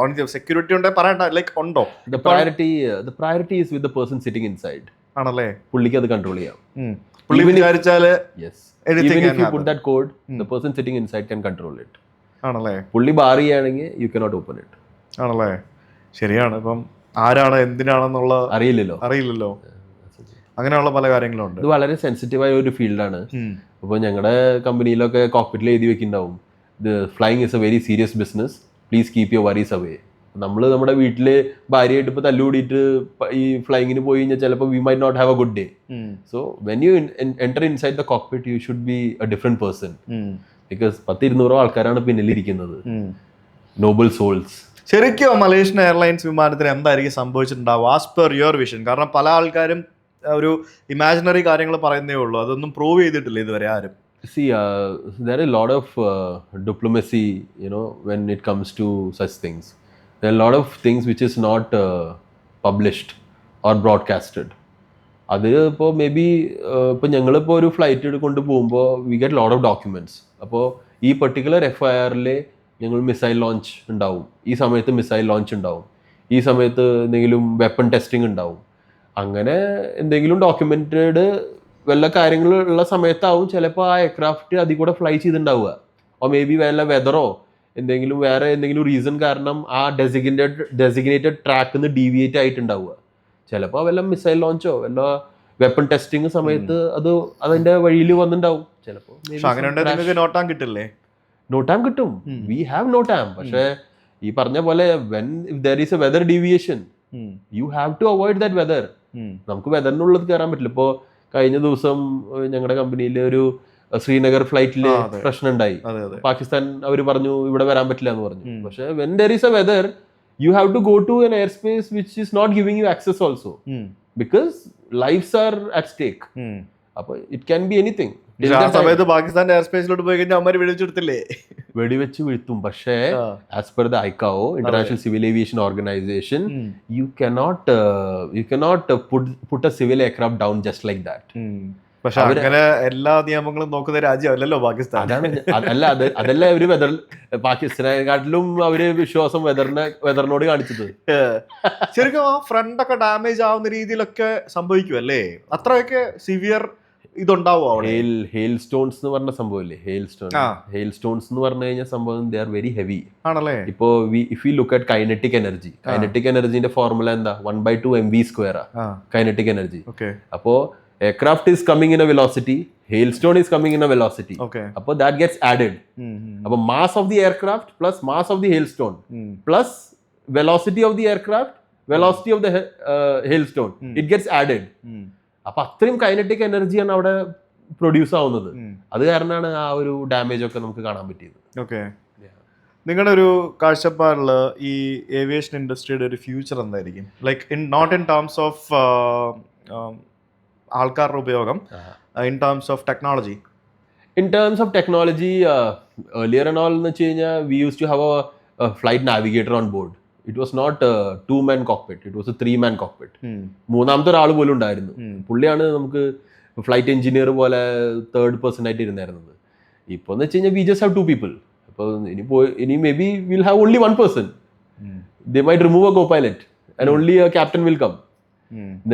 So as the technology advances, number of pilots might go down. It is actually a very bad thing for us, fraternity of pilots. കാരണം ജോലി സാധ്യത കുറയാൻ ചാൻസ് ഉണ്ട്. പക്ഷെ ടെക്നോളജി അങ്ങനെ വരാൻ ചാൻസ് ഉണ്ടെന്നാ പറയുന്നത്. ഇപ്പൊ ഡ്രോൺസ് ഒക്കെ ഉണ്ട്, ഇറ്റ് ഈസ് അൺമാൻഡ്. നിങ്ങൾ ചോദിച്ചൊരു ചോദ്യമില്ലേ? അപ്പോ നമ്മളിപ്പോ പല സ്ഥലങ്ങളിലും പല മെട്രോ ട്രെയിനുകളും ഡ്രൈവേഴ്സ് ഇല്ലാത്ത മെട്രോ ട്രെയിനുകളായി. നമ്മൾ അതിലൊക്കെ യാത്ര ചെയ്യുന്നുണ്ട് പേടിയില്ലാതെ തന്നെ. പക്ഷേ വിമാനത്തിൽ യാത്ര ചെയ്യുമെന്ന് ചോദിച്ചു കഴിഞ്ഞാൽ എനിക്ക് അറിയില്ല ശരിക്കും. ഇപ്പം നമ്മുടെ ഈ കഴിഞ്ഞ പഹൽഗാം അറ്റാക്കിന് ശേഷം നടന്നത് ലോകത്തിലെ തന്നെ ആദ്യത്തെ ഡ്രോൺ വാറാണ് അല്ലേ? അതായത് ഒന്നാലോചിച്ച് നോക്കിയേ, ഈ നമ്മൾ മനുഷ്യർ ഇൻവോൾവ് ചെയ്യാതെ ഗ്രൗണ്ടിലിരുന്ന് കൺട്രോൾ ചെയ്ത് യുദ്ധം നടത്തി അല്ലേ? ഡ്രോൺ വാർ നടക്കുന്നു. ഈ ഡ്രോണുകൾ ഉപയോഗിച്ചുള്ള പരീക്ഷണങ്ങൾ അതിഭയങ്കരമായിട്ട് നടക്കുന്നു. ഈ ഡ്രോണുകൾ ഉപയോഗിച്ച് ഫുഡ് ഡെലിവറി നടക്കുന്നു. പിന്നെ യുദ്ധത്തിൽ പരിക്കേറ്റ് കിടക്കുന്ന ഒരു ജവാനെ വേണമെങ്കിൽ ഡ്രോൺ ഉപയോഗിച്ച് പൊക്കിയെടുത്തോണ്ട് വരാനുള്ള ടെക്നോളജി വരുന്നു. അങ്ങനെ അതിഭയങ്കരമായ ടെക്നോളജി മാറുമ്പോൾ ചിലപ്പം പറയാൻ പറ്റില്ല, ഭാവിയിൽ ചിലപ്പോൾ പൈലറ്റ് ഇല്ലാത്ത വിമാനങ്ങൾ ഉണ്ടാവും. അതെനിക്കറിയില്ല. ആ സമയത്ത് ചിലപ്പോൾ ആൾക്കാർ ഇരിക്കുമായിരിക്കും അല്ലേ? അങ്ങനെ ഡ്രൈവർ ഇല്ലാത്ത കാർ വരെ ഇറങ്ങിയില്ലേ? അങ്ങനെ ഇരിക്കാണ്ടിരിക്കട്ടെ. ഞാൻ ചോദിച്ചോട്ടെ, റോഡിലൂടെ ഇത്രയും ആകാശത്തെ കാട്ടി ഡേഞ്ചർ അല്ലേ റോഡില്? അങ്ങനല്ലേ ശരിക്കും പറയുന്നത്? ആകാശത്തിനെ കാട്ടി അപകട സാധ്യത കൂടുതലുള്ള സ്ഥലമാണ് റോഡ്. അവിടെ ഡ്രൈവർ ഇല്ലാത്ത കാറുകളും വാഹനങ്ങളും വന്നു തുടങ്ങി, പരീക്ഷണങ്ങൾ നടക്കുന്നു. മേ ബി നാളെ ഈ പറഞ്ഞ പോലെ ഓട്ടോമാറ്റിക് ആയിട്ട് ടേക്ക് ഓഫ് ചെയ്ത് ഓട്ടോമാറ്റിക് ആയിട്ട് കൊണ്ടുപോയി ലാൻഡ് ചെയ്യുന്ന ഒരു സിസ്റ്റം ഉള്ള വിമാനങ്ങളൊക്കെ വരുമായിരിക്കും. മേ ബി, നമുക്കറിയില്ല. അതിനൊക്കെ ടൈം എടുക്കും. ചിലപ്പോ ഒരു 10, 50, 100 വർഷമൊക്കെ എടുക്കും. അത്രയൊന്നും എടുക്കില്ല. അതെ, 10 വർഷം. അതെ, ഇത്രയൊക്കെ അഡ്വാൻസ്ഡ് ആകാം എന്നുണ്ടെങ്കിൽ അതും വേണമെങ്കിൽ അഡ്വാൻസ്ഡ് ആക്കാം എന്നുള്ളേ ഉള്ളൂ. പക്ഷെ എനിക്ക് തോന്നുന്നില്ല അത് വെച്ചിട്ട് ഒരു പൈലറ്റിന്റെ പണി പോകുന്ന എനിക്ക് തോന്നുന്നില്ല. കാരണം ലൈക്ക് ഒരാളെന്തായാലും വേണമല്ലോ. ഞങ്ങൾക്കൊരു കോൺസെപ്റ്റ് ഉണ്ട്. The concept is shell model. Shell model എന്ന് പറഞ്ഞു കഴിഞ്ഞാൽ software, hardware, environment and liveware. Okay, ഈ 3-4 കാര്യങ്ങൾ വെച്ചിട്ടാണ് ഇപ്പോൾ കാര്യങ്ങൾ മുന്നോട്ട് പോണേ. അപ്പോൾ ഈ 3-4 കാര്യങ്ങളിൽ ഏതെങ്കിലും ഒരാളെ വേണ്ടാന്ന് വെക്കുകയാണെങ്കിൽ you have to be that precise with the technology. Okay, ഇപ്പോൾ ലൈവ് വെയറിന് എടുത്ത് മാറ്റുകയാണ്. ലൈവ് വെയർ എന്ന് വെച്ചാൽ നമ്മളാണ് ലൈവ് വെയർ. അപ്പോൾ ആ ലൈവ് എയറിന് എടുത്ത് മാറ്റുകയാണെങ്കിൽ your technology has to be that robust. Okay, അങ്ങനെയൊക്കെ ആണെങ്കിൽ one day it will happen. Okay, ഞങ്ങൾക്കൊന്നും ജോലി ഉണ്ടാവില്ലേ? അല്ല നമുക്ക് നോക്കാം എന്താ സംഭവം എന്നുള്ളത്. പിന്നെ ഞാനും പലപ്പോഴും ആലോചിച്ചിട്ടുള്ള കാര്യമാണ്, നിങ്ങൾ വൺസ് ഒരു എയർപോർട്ടിൽ വന്ന് ലാൻഡ് ചെയ്തതിന് ശേഷം വലിയ എയർപോർട്ട്, ഇപ്പൊ ബാംഗ്ലൂർ എയർപോർട്ടൊക്കെ ആണെങ്കിൽ ഇപ്പൊ കുറെ ഓടണമല്ലോ, 5-6 കിലോമീറ്റർ ഓടിയാലല്ലേ എത്തുള്ളൂ എവിടെയെങ്കിലുമൊക്കെ. ഇത് ഏത് ബേയിലാണ് കൊണ്ടുപോയി പാർക്ക് ചെയ്യേണ്ടത് എന്നുള്ള ഇൻസ്ട്രക്ഷൻ എങ്ങനെയാണ് നിങ്ങൾക്ക് കിട്ടുന്നത്? ഇതൊക്കെ ഞാൻ പറഞ്ഞ പോലെ ഈ already it is a controlled environment. നമ്മൾ throughout from point A to point B when we are flying we are always in communicating. ഇപ്പോൾ കൊച്ചിനിൽ ടേക്ക് ഓഫ് ചെയ്യുകയാണെങ്കിൽ we talk to Cochin ground. ATCയിൽ ഇരിക്കുന്ന ഒരു team of people is known as Cochin ground frequency. ആ ഫ്രീക്വൻസിയിൽ നമ്മൾ contact ചെയ്യാനാണ്. നമുക്ക് സ്റ്റാർട്ട് പോലും ചെയ്യണമെങ്കിൽ we have need permission from them. Okay, ഇപ്പോൾ കൊച്ചിൻ ഗ്രൗണ്ടിനെ വിളിച്ച് നമ്മൾ ഈ ബേയിലാണ് പാർക്ക് ചെയ്തിട്ടുള്ളത്, പ്രഷർ ഇത്രയാണ്, ഇത്രയും പാസഞ്ചേഴ്സ് ഓൺ ബോർഡാണ്, അവരുടെ സെക്യൂരിറ്റി പോലും തീർന്നു എന്ന് നമ്മൾ അവിടെ പറഞ്ഞാൽ മാത്രമേ നമുക്ക് ആ എയർക്രാഫ്റ്റ് സ്റ്റാർട്ട് ചെയ്യാനുള്ള പെർമിഷൻ അവർ നമുക്ക് തരത്തുള്ളൂ. ശരി. So as like something like that, once you land in Bangalore, every decision, every instruction is given by the ATC controller. Left to right തിരിയാൻ പോലും അവർ പറയും. നമ്മുടെ പണി അവിടെ ഇരുന്നിട്ട് ടു കംപ്ലൈ ദ ഇൻസ്ട്രക്ഷൻസ്. അപ്പൊ അത്രയും എയർക്രാഫ്റ്റുകൾ അറ്റ് എ ടൈം ഹാൻഡിൽ ചെയ്യുമ്പോഴത്തേക്കിനും അതിനും മാത്രം ആൾക്കാർ ATCയിൽ ഉണ്ടാവുമോ? Yeah, they are very proficient people. ആണല്ലേ? Yeah, it's a high workload environment, but they are proficient to do such things. Okay. ബോംബെയിലൊക്കെ നമ്മൾ കണ്ടിട്ടില്ലേ, ഒരു 5 mile സെപ്പറേഷനിലൊക്കെയാണ് എയർക്രാഫ്റ്റ് വരിക. അതെ, one after other is coming. ബോംബെയിൽ ഞാൻ അധികം നേരം കണ്ടിട്ടില്ല, ഞാൻ ലണ്ടനിലൊക്കെ പോയി കണ്ടിട്ടുണ്ട്. ലണ്ടൻ ഹീത്രോയിലൊക്കെ പോയപ്പോഴത്തേക്കും നമുക്കിങ്ങനെ താഴെ ഗ്രൗണ്ടിൽ അവിടെ നമുക്ക് ഈ പ്ലെയിൻ സ്പോട്ടിംഗ് ഒക്കെ ചെയ്യാമല്ലോ. പല സ്ഥലത്ത് സ്പോട്ടുകളുണ്ടല്ലോ. നമ്മുടെ ഇവിടെയൊക്കെയാണ് ഇവന്മാർ CS പോലീസുകാർ വന്ന് പിടിച്ചോണ്ട് പോകും, ഇല്ലെങ്കിൽ വഴക്ക് പറയും. പക്ഷെ അവിടെ അതിനൊക്കെയുള്ള സ്ഥലങ്ങളുണ്ട്.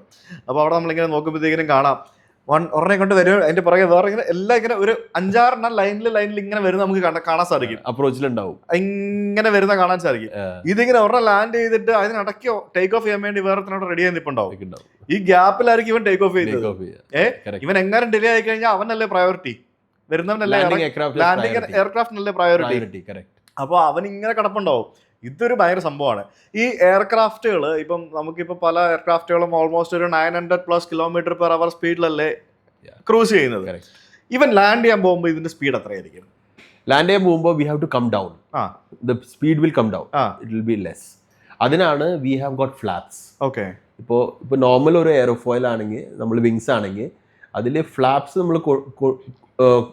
നമ്മൾ ഡിപ്ലോയ് ചെയ്യുകയാണെങ്കിൽ the surface area of the wings will increase. അപ്പോൾ ലിഫ്റ്റിന്റെ ഫോർമുല വെച്ചിട്ട് സർഫേസ് ഏരിയ കൂട്ടുകയാണെങ്കിൽ we can sustain the lift. That's how we are maintaining that. അപ്പോൾ വെലോസിറ്റി കുറയ്ക്കുമ്പോൾ സർഫേസ് ഏരിയ കൂട്ടണം. അപ്പോൾ we come down to a speed of around, ഇപ്പോൾ എൻ്റെ aircraft ഒക്കെ ആണെങ്കിൽ Airbus 320 ഒക്കെ ആണെങ്കിൽ we come down to some 130 knots.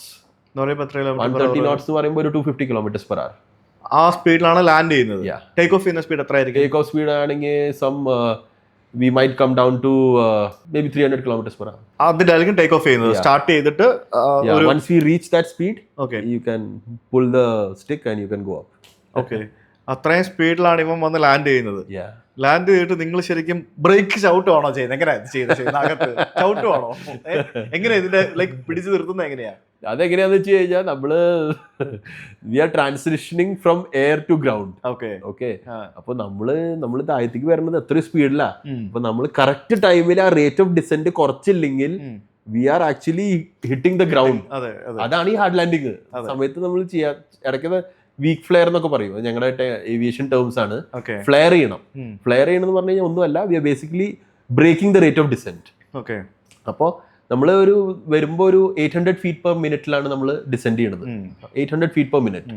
അപ്പോൾ താഴത്ത് വരുംതോറും ഒരു അറൌണ്ട് ഒരു 40-30 feet ആകുമ്പോഴേക്കും we break the rate of descent, ആ ലാൻഡിങ്ങിന്റെ ഇമ്പാക്ട് കുറയാൻ വേണ്ടിയിട്ട്. So once we land, as we said, speed of 250 km/h, നമ്മൾ ലാൻഡ് ചെയ്യും. ഫ്ലാപ്പ് അഡ്ജസ്റ്റ് ചെയ്യും. ഫ്ലാപ്പ് ഓൾറെഡി ഇട്ടു. ഇനി നമ്മൾ ബ്രേക്ക് പിടിക്കണം. അപ്പോൾ വാട്ട് വി ഡു ഇസ്, നമ്മൾ ലാൻഡ് ചെയ്തതിന് ശേഷം റിവേഴ്സ് ത്രസ്റ്റ് എന്ന് പറഞ്ഞ ഒരു സംഭവമുണ്ട്. റിവേഴ്സ് ത്രസ്റ്റ് അതാണ് ഈ ബോയിങ്ങിന്റെ ഒക്കെ വിമാനത്തിൽ ബക്കറ്റ് ഡോർസ് പോലെ തുറക്കുന്നത്. അതെന്താ പരിപാടി? അത് എയർബസിന് ഇല്ലല്ലോ. എയർബസിനുണ്ട്. അത് കാണാത്ത എയർബസ് എന്ന് പറഞ്ഞ ബോയിങ് എന്ന് പറഞ്ഞു കഴിഞ്ഞാൽ വേറെ ടെക്നോളജിയാണ് ഉപയോഗിക്കുന്നത്, നമ്മൾ ഉപയോഗിക്കുന്നത് വേറെ ടെക്നോളജിയാണ്. രണ്ടും സെയിം സംഭവമാണ് ചെയ്യണത്. ത്രസ്റ്റിന്റെ ത്രസ്റ്റ് ലൈൻ ഏത് ഡയറക്ഷൻ ആണ്, ആ ഡയറക്ഷൻ മാറ്റിയിട്ട് റിവേഴ്സ് ഡയറക്ഷൻ ആക്കുന്നത്. അപ്പോൾ engine is producing thrust but in a different direction which is helping you to stop the aircraft. അപ്പൊ തിരിച്ചു കറങ്ങോ? ഇല്ല, എഞ്ചിൻ അങ്ങനെ തന്നെ ഇരിക്കും, പക്ഷെ അതിന്റെ ത്രസ്റ്റിന്റെ ഡയറക്ഷൻ മാറ്റും. That's what it is doing. അപ്പോൾ ആ ത്രസ്റ്റ് അത് ഡയറക്ഷൻ മാറ്റിയതിന് ശേഷം then once the aircraft is even slow we go on to the brakes. അപ്പോൾ മാനുവൽ ബ്രേക്സ് ഉണ്ട്, മാനുവൽ ബ്രേക്സ്, ഓട്ടോ ബ്രേക്സ് ഉണ്ട് ഞങ്ങൾക്ക്. കാലുകൊണ്ട് ചവിട്ടുന്നത് ഓട്ടോ ബ്രേക്സ് ഉണ്ട്. ഓട്ടോ ബ്രേക്സ് കഴിഞ്ഞിട്ട് കാലുകൊണ്ട് ചവിട്ടും. കാലുകൊണ്ട് ഓട്ടോ ബ്രേക്സ് ഉണ്ട്. ഈ എയർബസിന് ജോയ്സ്റ്റിക്ക് പോലത്തെ പരിപാടിയല്ലേ? സൈഡ് സ്റ്റിക്ക് എന്ന് പറയും. Side stick. ബോയിങ്ങിന് മറ്റേ ഇങ്ങനത്തെ അങ്ങനല്ലേ? ബുൾ എന്ന് പറയും. Okay, bull control. ഓക്കെ, നിങ്ങൾക്ക് ശരിക്കും എയർബസ് ബോയിങ് കുറെ ഫാൻസ് ഉണ്ട് ഈ ഫ്ലൈറ്റ് സ്പോട്ടിങ്ങിന്റെ ഇടയിൽ. ഞാനൊരു എയർബസ് ഫാനാണ്. എനിക്ക് ബോയിങ്ങിന്റെ ആകെ ഇഷ്ടമുള്ളത് മറ്റേ ഡ്രീം ലൈനർ മാത്രമേ ഉള്ളൂ. But why are you Airbus fan? I don't know. എനിക്ക് മേ ബി അതിന്റെ ലുക്കും പിന്നെ അതിന്റെ ലൈക്ക് ട്രാവൽ കംഫർട്ട് ഒക്കെ വെച്ചിട്ടായിരിക്കാം എനിക്ക് എയർബസ് ഫാൻ എന്ന് പറയാൻ പറ്റുന്നത്. പിന്നെ എനിക്ക് ലൈക്ക് ബോയിങ് എപ്പോഴും ഞാൻ കാണുമ്പോൾ ഇങ്ങനെ ഒരു മാതിരി എന്താ പറയുക, ഒരുമാതിരി ചപ്പിയിരിക്കുന്ന ഒരു മോന്ത, ലൈക്ക് അങ്ങനെയൊക്കെയാണ് ഞാൻ നോക്കുമ്പോൾ മനസ്സിലാവുന്നത്. എയർബസിന്റെ ഒരു ജൈജാന്റിക് ലുക്ക് ഉണ്ട്, ഒരു ഗ്രൗണ്ട് ക്ലിയറൻസും തീരില്ല. അതെ, പിന്നെ 350 ഗ്രൗണ്ട് ക്ലിയറൻസ് ബോയിങ്ങിന് കുറവാണ്. നമുക്ക് കാണുമ്പോൾ തന്നെ ഒരുമാതിരി ഇങ്ങനെ ഇരിക്കുന്ന പോലെ ഫീൽ. അതായത് ഒരു ടാറ്റ ബസ്സും ലെയ്ലൻഡ് ബസ്സും പോലെ ഒരു വ്യത്യാസമാണ് എനിക്ക് ഫീൽ ചെയ്തത്. പിന്നെ ആ പുതിയ ഡിസൈൻ ഉണ്ടല്ലോ എയർബസിന്റെ, മറ്റേ ഫ്രണ്ട് ഒക്കെ ഒരുമാതിരി കൂളിംഗ് ഗ്ലാസ് ഒക്കെ വെച്ച് നിൽക്കുന്ന ഒരു മനുഷ്യന്റെ 350 ലുക്ക് അതൊക്കെ ഇല്ലേ? ഭയങ്കര ലുക്കല്ലേ ആ ഒരു ഫ്രണ്ട് ഡിസൈൻ ഒക്കെ കാണാനായിട്ട്. മേ ബി അതുകൊണ്ടായിരിക്കാം. പാസഞ്ചേഴ്സിനെ എങ്ങനെയും അട്രാക്ട് ചെയ്യണ്ടേ, ആൾക്കാർ വരുള്ളൂ. അതെ, പിന്നെ ഞാൻ ടുളൂസിൽ പോയിട്ടുണ്ട്. അവരുടെ ആ സമയത്ത് എയർ ഇന്ത്യയുടെ 350 320 ഒക്കെ അവിടെ കിടക്കുന്ന പുതിയ പെയിന്റ് അടിച്ച് അവിടെ കിടക്കുന്ന കണ്ടായിരുന്നു. ഫാക്ടറി അവിടെ ജസ്റ്റ് അവർ കൊണ്ടുവരുന്നതിന് തൊട്ട് മുമ്പ്. അങ്ങനെ അവിടെ എന്റെ കയ്യിൽ കുറെ എയർലൈൻ മോഡൽസ് ഒക്കെ ഇവിടെ ഇരിപ്പുണ്ട്. ഞാൻ കണ്ടിരുന്നു, അവിടെ കുറെ സാധനങ്ങളൊക്കെ ഇരിപ്പുണ്ട്. പിന്നെ ചെറുതായിട്ട് കളക്ട് ചെയ്യാറുണ്ട്, കാര്യമായിട്ടുള്ള കളക്ഷൻസ്. ഇതില് നല്ലൊരു ക്രേസ് ഉണ്ടെന്ന് എനിക്കറിയാം ഏവിയേഷനില്. ഇടയ്ക്കിടയ്ക്ക് ഫ്ലൈറ്റ്സ് ചെയ്യുന്നു, ഇടയ്ക്കിടയ്ക്ക് ട്രാവൽ ചെയ്യുമ്പോ ഏവിയേഷന്റെ വ്ളോഗിങ് ചെയ്യുന്നു. So you are very enthusiast. I seen. എനിക്ക് താല്പര്യമാണ് ഈ പറഞ്ഞ പോലെ. എന്താ പറയാ, പണ്ടൊരു പൈലറ്റ് ആവാൻ പോകാനായിട്ട് അവസരം കിട്ടിയില്ല, അതുകൊണ്ട് പോയില്ല. ഇനിയൊന്നും നോക്കിയാലോ? ഇനിയിപ്പോ ലേറ്റ് ആയില്ലേ? ഇല്ലേ? ഇനിയിപ്പോ അനിയനോട് ഞാൻ പറഞ്ഞു, പക്ഷെ അവന് താല്പര്യമില്ല. ഇനിയിപ്പോ പോയാലും ലൈക്ക് പഠിക്കാന്നുള്ള അല്ലാതെ ഒരു ജോലി ആസ്പെക്റ്റിലൊക്കെ വരുമ്പോഴത്തേക്കിനും നമ്മളൊക്കെ പ്രായമായി. യങ്സ്റ്റേഴ്സ് ഇഷ്ടം പോലെ ആൾക്കാരുണ്ട്. നമ്മുടെ ശരത്തിനെ അറിയില്ലേ? ശരത്തിനെ വിളിച്ചിട്ടുണ്ട് ഞാൻ പോഡ്കാസ്റ്റിലേക്ക്. ശരത്ത് പൈലറ്റ് ആയിട്ട് അത് കണ്ടിട്ട് ഇൻസ്പയർഡ് ആയിട്ടല്ലേ പുള്ളിയുടെ ചേട്ടൻ പോയി പൈലറ്റ് ആയത്. അതൊരു ഭയങ്കര സ്റ്റോറിയാണ്. അവരെ രണ്ടുപേരെയും കൂടെ ഞാൻ ഇൻവൈറ്റ് ചെയ്തിട്ടുണ്ട് പോഡ്കാസ്റ്റിലേക്ക്. കാരണം അനിയൻ പൈലറ്റ് ആയിട്ട് അതിൽ നിന്നും ഇൻസ്പയർഡ് ആയിട്ട് വേറെ ജോലി ഉണ്ടായ ചേട്ടൻ പോയി പൈലറ്റ് ആവെന്ന് പറയുമ്പോഴത്തേക്കും അതൊക്കെ അങ്ങനെ ഒത്തിരി ഇൻസ്പയറിംഗ് സ്റ്റോറീസ് അല്ലേ? ഈ പൈലറ്റ് ആവാൻ താല്പര്യമുള്ള ആളുകളോട് എന്താ പറയാനുള്ളത്? പൈലറ്റ് ആവാൻ ആഗ്രഹമുള്ള കുറെ ആൾക്കാരുണ്ട്. ഫസ്റ്റ് ഓഫ് ഓൾ കാശ് വേണം. അതാണ് നമ്മള് ഡീപ് പോക്കറ്റ് വേണം. അതെന്താ വെച്ച് കഴിഞ്ഞാൽ കുറെ ആൾക്കാർക്ക് ആഗ്രഹമുണ്ട്. ചെറുപ്പത്തിൽ ഇപ്പോൾ ഒരു കുട്ടിയോട് ചോദിച്ചു കഴിഞ്ഞാൽ എന്താ മോനെ നിനക്ക് ആവണ്ടേന്ന് ചോദിച്ചു കഴിഞ്ഞാൽ കുട്ടി ചിലപ്പോൾ പൈലറ്റ് ആവണമെന്ന് പറയും. ഒരു 50% കിഡ്സ് അതാവും പറയുക. പക്ഷെ നമ്മൾ ഇതിനകത്ത് ഇറങ്ങണേക്കാട്ടിലും മുമ്പ് നമ്മുടെ medicals should be done. Okay, അതിന് വലിയ ചിലവൊന്നുമില്ല. നമുക്ക് ആന മേടിക്കുന്നതിനാട്ടിലും മുമ്പ് ചങ്ങല മേടിക്കണ പോലത്തെ ഒരു കാര്യമാണ്. ആദ്യം ചങ്ങല റെഡിയാക്കുക, പിന്നെ നമ്മൾ ആനയെ മേടിച്ചാൽ മതി. So what we do is you get your medicals done. Class 1 medical, class 2 medical. ഇത് പാസ്സായതിനു ശേഷം what I would say is clear your ground subjects. DGCA exams ഉണ്ട്, 4-5 സബ്ജക്ട്സ് ഉണ്ട്. അത് പാസ്സാവുക. അതിനുശേഷം യു ഗെറ്റ് എൻ ഐഡിയ, ഇതെന്താ സംഭവം എന്ന് മനസ്സിലാവും. Then you get into flying. അതാണ് that is a major cost. ഇപ്പോൾ +2ൻ്റെ റിസൾട്ടൊക്കെ വന്നിരിക്കുന്ന സമയമാണ്. അപ്പോൾ if you want become a pilot, you do your medicals, you do your ground subjects, ground aviation navigation, aviation meteorology, aviation radio aids, instruments, regulations. ഈ subjects ഒക്കെ പാസ്സായതിനു ശേഷം യു ഗോ ഫോർ ഫ്ലൈങ്. ഇത് ആവാൻ പറ്റാണ്ടിരിക്കുന്ന കുറേ ആൾക്കാരുണ്ട്. അപ്പോൾ അത് പാസ്സായതിനു ശേഷം നമ്മൾ ഇത്രയും എമൗണ്ട് ഇതിനടുത്ത് ഇട്ടാൽ മതി. So that's what I would say. Plus you should have a budget of, I would say right now, from nothing to getting a job of a pilot, you should have minimum 75 lakhs covering all the cost.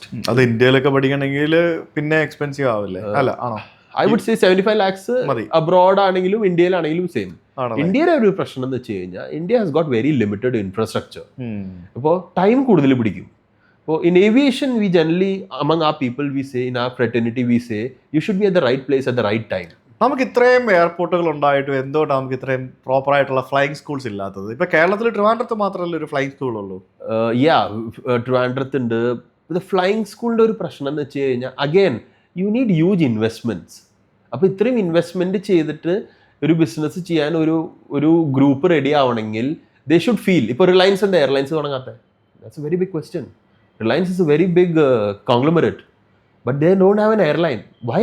Because we don't have much profit in airline business. Only if we increase the number of flights, the size of the operation, we will make significant profit. So again, when it comes to flying club, the same story. What if there is a downtime? Okay. What if there is a aviation goes down? Power invest the money they cannot make back. Because they have to buy aircrafts. They have to maintain the runway. They have to maintain a aerodrome. അപ്പോൾ that is A reason. Plus പിന്നെ നമുക്ക് DGC ഒക്കെ ഉണ്ടല്ലോ, ബാക്കി കാര്യങ്ങൾ അവർ നോക്കിക്കോളും. DGCയുടെ rules ആണ് പല കാര്യത്തും പല സമയത്തും പ്രശ്നമായി വരുന്നത്. അയ്യോ ഒന്നും പറയണ്ട. ഈ റൂട്ടുകൾ ഈ പല വിമാന കമ്പനികളും ഇന്ത്യയിലേക്ക് വരാനായിട്ട് പോലും ബുദ്ധിമുട്ട് അനുഭവപ്പെടുന്നത് DGCയുടെ പല റെസ്ട്രിക്ഷൻസും പല കാര്യങ്ങളും കാരണമാണ്. We have something known as bilateral agreements. ഇപ്പോൾ നമ്മൾ വേറൊരു കൺട്രിയിൽ നിന്ന് എയർലൈൻസിലൂടെ വരാൻ അലൗ ചെയ്യുകയാണെങ്കിൽ we can also fly to that country. But sometimes what happens is നമ്മുടെ ഇന്ത്യയിൽ we don't have these many aircrafts to let that airline come here and take our passengers. അങ്ങനെ ഒരു വരികയാണെങ്കിൽ we cannot allow them to do that. ഇപ്പോൾ പണ്ട് കാലത്തെന്ന് പറയുമ്പോൾ നമുക്ക് വൈഡ് ബോഡി തീരെയില്ല. എമിറേറ്റ്സ് ഒക്കെ വന്നിട്ട് നമ്മുടെ മലയാളി ഇന്ത്യൻ പാസഞ്ചേഴ്സിനെ കൊണ്ടുപോവാണ്. അപ്പോൾ നമ്മളിങ്ങനെ നോക്കിയിരിക്കും, ഇന്ത്യൻ കമ്പനീസ് ഇങ്ങനെ നോക്കിയിരിക്കും, എമിറേറ്റ്സ് വരുന്നു, എമിറേറ്റ്സ് നമ്മുടെ പാസഞ്ചേഴ്സിനെ കൊണ്ടുപോകുന്നു. We are not able to capitalise. അങ്ങനെ ഇരിക്കുമ്പോൾ we will be more restrictive on the number of seats being allowed to be permitted to taken away from India. So that നമ്മളിപ്പോഴും കൊച്ചിന്ന് എമിറേറ്റ്സ് 2 ഡെയിലി വരുന്നുണ്ട്. 2 wide body daily വരുന്നു. പിന്നെ air Arabia ഫ്ലൈറ്റുകൾ UAE daily വരുന്നു. പിന്നെ നമ്മുടെ fly Dubai ഇടക്കിടയ്ക്ക് വരുന്നുണ്ട്. ഇപ്പം ഇത്രയും ഫ്ലൈറ്റുകൾ ഈ UAE മാത്രം കൊച്ചിയിലേക്ക് വരുന്നുണ്ട്. എയറിൻ്റെ ആകെ 2 ഉള്ളൂ. നിങ്ങൾക്ക് അറിയാതെ എയറിൻ്റെ ആകെ ഉള്ളത് ഇപ്പോൾ ഒരു ദുബായും പിന്നെ ഒരു ദുബായ് ഉണ്ട്. പിന്നെ എയറിൻ്റെ ഏതാ ഉള്ളത്? വേറൊരെണ്ണം കൂടെ ഉണ്ട്. പക്ഷേ എയർ ഇന്ത്യ എക്സ്പ്രസിന് കൂടുതലുണ്ട്. എയർ ഇന്ത്യ എക്സ്പ്രസിന് ഉണ്ടാവും. എയർ ഇന്ത്യക്ക് ആകെ 2 ഉള്ളൂ. എയർ ഇന്ത്യക്ക് ആകെ 2 ഉള്ളൂ. ഉണ്ടായിരുന്ന ഒരു ലണ്ടൻ അവർ നിർത്തി. ലണ്ടൻ ഉണ്ടായിരുന്ന അവർ നിർത്തി. നല്ല അത്യാവശ്യം നല്ലൊരു സർവീസ് ആയിരുന്നു, അവർ നിർത്തി. ഇനി ആകെ ഉള്ളൊരു പ്രദേശം ഇൻഡിഗോ ആണ്. അതേപോലെ കൊച്ചിയിൽ നിന്നാണ് ഇപ്പോഴും സൗത്ത് ഈസ്റ്റ് ഏഷ്യയിലേക്ക് നമ്മുടെ ഒരു വിമാനം തുടങ്ങിയിട്ടില്ല. ഒരു സിംഗപ്പൂർ ഇല്ല, ഒരു തായ്ലൻഡ് ഇല്ല, ഒരു മലേഷ്യ ഇല്ല. എല്ലാം അവരാ വന്ന് നമ്മളെ ആൾക്കാരെ കൊണ്ടുപോകുന്നത്. നമ്മുടെ ഇൻഡിഗോയോ എയർ ഇന്ത്യയോ ഒന്നും തുടങ്ങിയിട്ടില്ല. എയർ ഇന്ത്യ എക്സ്പ്രസ് പോലും തുടങ്ങിയിട്ടില്ല. ശരിക്കും സിംഗപ്പൂർ എയർലൈൻസ് ഒക്കെ ചാർജ് ചെയ്യുന്ന റേറ്റ് എന്ന് പറയുന്നത് സിംഗപ്പൂരിലേക്ക് അവർ മാത്രമേ കൊച്ചിയിൽ നിന്ന് ഓപ്പറേറ്റ് ചെയ്യുന്നുള്ളൂ. ഭയങ്കര റേറ്റ് ആണ് വാങ്ങുന്നത്. ഒരു ലോ കോസ്റ്റ് എയർലൈൻ, ഒരു ബഡ്ജറ്റ് എയർലൈൻ ഇവിടെ നിന്ന് സിംഗപ്പൂരൊക്കെ സ്റ്റാർട്ട് ചെയ്യുകയാണെങ്കിൽ ഓഫ് കോഴ്സ് അവരുടെ റേറ്റും കുറയും. സ്വാഭാവികം മറ്റുള്ളവൻ്റെ റേറ്റ് നോക്കിയാണല്ലോ നമ്മൾ റേറ്റ് ഇടുന്നത്. എല്ലാവരും ആ സെക്ടറിൽ അങ്ങനെയാണല്ലോ. അപ്പോൾ അതുപോലെ ഉള്ള ഒരു വലിയൊരു കോമ്പറ്റീഷൻ വരണം എന്നുണ്ടെങ്കിൽ കൂടുതലായിട്ടുള്ള എയർലൈൻസും വിമാനങ്ങളും നമ്മുടെ നാട്ടിൽ വന്നാൽ മാത്രമേ പറ്റുള്ളൂ. ഇപ്പൊ ഇത്രയും വർഷം ഫ്ലൈ ചെയ്യുന്നുണ്ടല്ലോ, ഇത്രയും വർഷത്തിലെ ഫ്ലൈയിനിടയ്ക്ക് എന്തെങ്കിലും ലൈക്ക് ഭയാനകമായിട്ടുള്ള ഇൻസിഡന്റ് ഒക്കെ ഉണ്ടായിട്ടുണ്ടോ? ഓക്കെ, ഡ്യൂറിങ് ഫ്ലൈയിങ് ഭയാനകമായ ഇൻസിഡൻസ് ഞങ്ങൾക്ക് എല്ലാ 6 മാസം ഉണ്ടാവാറുണ്ട്. അതാണ് സിമുലേറ്റർ ചെക്ക്. സിമുലേറ്ററിന്റെ പേര് മാത്രമല്ലോ, അതിനകത്ത് ചെന്നിരുന്നു കഴിഞ്ഞാൽ you are flying the real aircraft. അപ്പൊ അതില് നമ്മൾ ചെയ്യാത്ത പരിപാടികളില്ല. പൈലറ്റ് ഇൻകപ്പാസിറ്റേഷൻ, അതായത് പൈലറ്റ് ബോധം കെട്ട് പോവുക, അങ്ങനെയാണെങ്കിൽ എന്ത് ചെയ്യണം? 2 എഞ്ചിനിലും തീ പിടിക്കുകയാണെങ്കിൽ എന്ത് ചെയ്യണം? ഹൈഡ്രോളിക് ഫെയിലിയർ വരികയാണെങ്കിൽ എന്ത് ചെയ്യണം? പ്രഷറൈസേഷൻ ഫെയിലിയർ വരികയാണെങ്കിൽ എന്ത് ചെയ്യണം? ഇലക്ട്രിക്കൽ ഫെയിലിയർ വരികയാണെങ്കിൽ എന്ത് ചെയ്യണം? വെതർ മോശമാണെങ്കിൽ എന്ത് നമ്മൾ ചെയ്യണം? Every 6 months we are doing ഭയാനകം ട്രെയിനിങ്. അപ്പോൾ നമ്മൾ ഓൾറെഡി ട്രെയിൻഡ് ആണ്, അതുകൊണ്ട് the sky is very smooth for us. അപ്പോൾ കാര്യമായിട്ട് ഞങ്ങൾക്ക് വലിയ പ്രശ്നങ്ങളൊന്നും വരാറില്ല. പ്ലസ് ഇപ്പോൾ സൗത്ത് വെസ്റ്റ് മോൺസൂൺ തുടങ്ങിയിട്ടുള്ള ഒരു സമയമാണ്. ജനറലി June 1 മുതലാണ് സൗത്ത് വെസ്റ്റ് മോൺസൂൺ തുടങ്ങുക. ഇപ്രാവശ്യം മോൺസൂൺ കുറച്ചുകൂടി ആദ്യം തുടങ്ങിയ പോലെ 1 week പ്രയറായിട്ട് തുടങ്ങിയിട്ടുണ്ട്. അത് കാരണം right now the threat in flying is only weather. വേറെ പ്രശ്നമൊന്നും ഞങ്ങൾക്ക് നേരിടാറില്ല. ഇപ്പോൾ കൊച്ചിനിൽ generally we have adverse weather sometimes, so we are skilled and we are competent and we can fly in weather also. That's it. Okay. പിന്നെ ഈ കൊച്ചിയിൽ ശരിക്കും ലാൻഡിങ്ങിന്റെ കാര്യം പറയുമ്പോഴാണ്, കൊച്ചിയിലെ ലാൻഡിങ് എനിക്ക് ഭയങ്കര ഇഷ്ടമാണ്. നമ്മൾ പ്രത്യേകിച്ച് അപ്പുറത്തെ സൈഡിൽ കൂടെ ലാൻഡ് ചെയ്യുന്നുണ്ടെങ്കിൽ ആ കാടിന്റെ ഒക്കെ മേളിൽ കൂടെ, എനിക്ക് തോന്നുന്നു തട്ടേക്കാട് ഏരിയ ആണെന്ന് തോന്നുന്നു അല്ലേ, ആ ഭാഗത്തൂടെ വരുന്നതെന്ന് തോന്നുന്നു അല്ലേ, ആ ഭാഗത്തൂടെ ഇങ്ങനെ കറങ്ങി വന്ന ആ പെരിയാറിന്റെ മേളിൽ കൂടി ഇങ്ങനെ ലാൻഡ് ചെയ്യുന്ന ഒരു വല്ലാത്തൊരു ഫീലാണ്. എനിക്ക് ഭയങ്കര ഇഷ്ടമാണ്. ഇപ്പുറത്ത് കൂടെ വരികയാണെന്നുണ്ടെങ്കിൽ നമുക്ക് ഈ ഒരു പറവൂര് ആ ഭാഗത്തൂടെ ആയിരിക്കും നമ്മൾ വരുന്നതെന്ന് തോന്നുന്നു. പിന്നെ ഒരു ഗോ അറൗണ്ട് കിട്ടിയാലാണ് ഒന്നും കൂടെ അടിപൊളിയാവുന്നത്. ഗോ അറൗണ്ട് അല്ലെങ്കിൽ പോലും ട്രാഫിക് കാരണം ചുറ്റി കറങ്ങുവാണെങ്കിലും നമുക്ക് ആ കടലിന്റെ മേളിൽ കൂടെ കറങ്ങി വരാൻ പറ്റും. ഒരു തവണ ഞാൻ വന്ന് ഫ്ലൈ ചെയ്ത നേരം ഇതിന്റെ മേളിൽ കൂടെ എങ്ങനെയാണെന്ന് എനിക്കറിയത്തില്ല, ഇതിന്റെ മേളിൽ കൂടെ എനിക്ക് എന്റെ ഫ്ലാറ്റ് ഒക്കെ കാണാൻ പറ്റും. ഇങ്ങനെ സാധാരണ പോകത്തില്ല, അത്ര ഹൈറ്റിൽ സ്പോട്ട് ചെയ്തു. ഈ വഴി സാധാരണ ഫ്ലൈറ്റ് പോകുന്നതല്ല, പക്ഷെ അതെങ്ങനെയോ ഈ വഴി കൂടെ ട്രാഫിക് കാരണം ഡീവിയേറ്റ് ചെയ്തു. അപ്പൊ ഇതിന്റെ ഈ ഒരു ഭാഗത്തൂടെ ഞാൻ ഈ ഒരു എന്റെ ഫ്ലാറ്റ് ഒക്കെ ഞാൻ അതിനകത്തിരുന്ന് സ്പോട്ട് ചെയ്തു. അപ്പൊ അങ്ങനെ ഗോ അറൗണ്ട് പോകുമ്പോഴത്തേക്കിനും അധികം പൊങ്ങി പോകത്തുമില്ല. ഗോ അറൗണ്ട് പോകണ അധികം പോകില്ല അല്ലെ, ട്രാഫിക് അല്ലാതെ അധികം പോകത്തില്ല. ബിക്കോസ് ഞങ്ങൾക്കൊരു പബ്ലിഷ്ഡ് ഗോ അറൗണ്ട് പ്രൊസീജിയർ ഉണ്ട്. ആ പ്രൊസീജിയറിൽ ഹൈറ്റും തന്നിട്ടുണ്ട്, ഡയറക്ഷനും തന്നിട്ടുണ്ട്, എങ്ങടാ പോണ്ടേന്നും പറഞ്ഞു തന്നിട്ടുണ്ട്. So generally we might go to 6,000 feet. അത്രേ പോകുള്ളൂ. 6,000 feet കഴിഞ്ഞ് കഴിഞ്ഞാൽ may be the ATC controller would ask you to go up or come down. So generally we might do it at a circuit altitude, ഒരു maybe 4,000 5,000 feet. അതിൽ തന്നെ തിരിച്ചിറങ്ങാനുള്ളതല്ലേ. അപ്പൊ ഈ go around ചെയ്യാൻ വീണ്ടും നമ്മൾ പൊങ്ങുമ്പോഴത്തേക്കിനും ഈ ടയേഴ്സ് ഇറക്കിയത് തിരിച്ചു കയറ്റുമോ, ലാൻഡിങ് ഗിയേഴ്സ് തിരിച്ചു കയറ്റും? അതിന്റെ റീസൺ എന്ന് വെച്ച് കഴിഞ്ഞാൽ നമ്മളിപ്പോൾ ലാൻഡിങ് ഗിയർ താഴ്ത്ത് വെച്ചിട്ടാണ് നമ്മൾ ഫ്ലൈ ചെയ്യണമെങ്കിൽ നമ്മുടെ ഫ്യൂൽ പെനൽറ്റീസ് ഡബിൾ. ഈ ഗോ അറൗണ്ട് തന്നെ ഭയങ്കരമായിട്ട് ഫ്യൂൽ കൺസംഷൻ വരുന്നുണ്ട്. അപ്പൊ ലാൻഡിങ് ഗിയർ താഴ്ത്തിട്ടിട്ട് തന്നെ നമ്മൾ റിട്രാക്ട് ചെയ്യാണ്ട് തന്നെ നമ്മൾ ഗോ അറൗണ്ട് ചെയ്ത് കഴിഞ്ഞാൽ fuel consumption is double. Okay. അപ്പൊ അത് കാരണം അത് റിട്രാക്ട് ചെയ്തിട്ട് തിരിച്ച് അപ്രോച്ചിൽ വന്നതിന് ശേഷമാണ് ലാൻഡിങ് ഗിയർ നമ്മൾ പിന്നെയും ഡിപ്ലോയ് ചെയ്യുക. ഓക്കെ. നിങ്ങൾക്ക് ഗോ അറൗണ്ട് വന്ന എക്സ്പ്ലനേഷൻ ഒക്കെ ചോദിക്കുമോ? ഗോ അറൗണ്ട് വന്നു കഴിഞ്ഞാൽ budget airline go around is always supported. It is not penalized. Okay.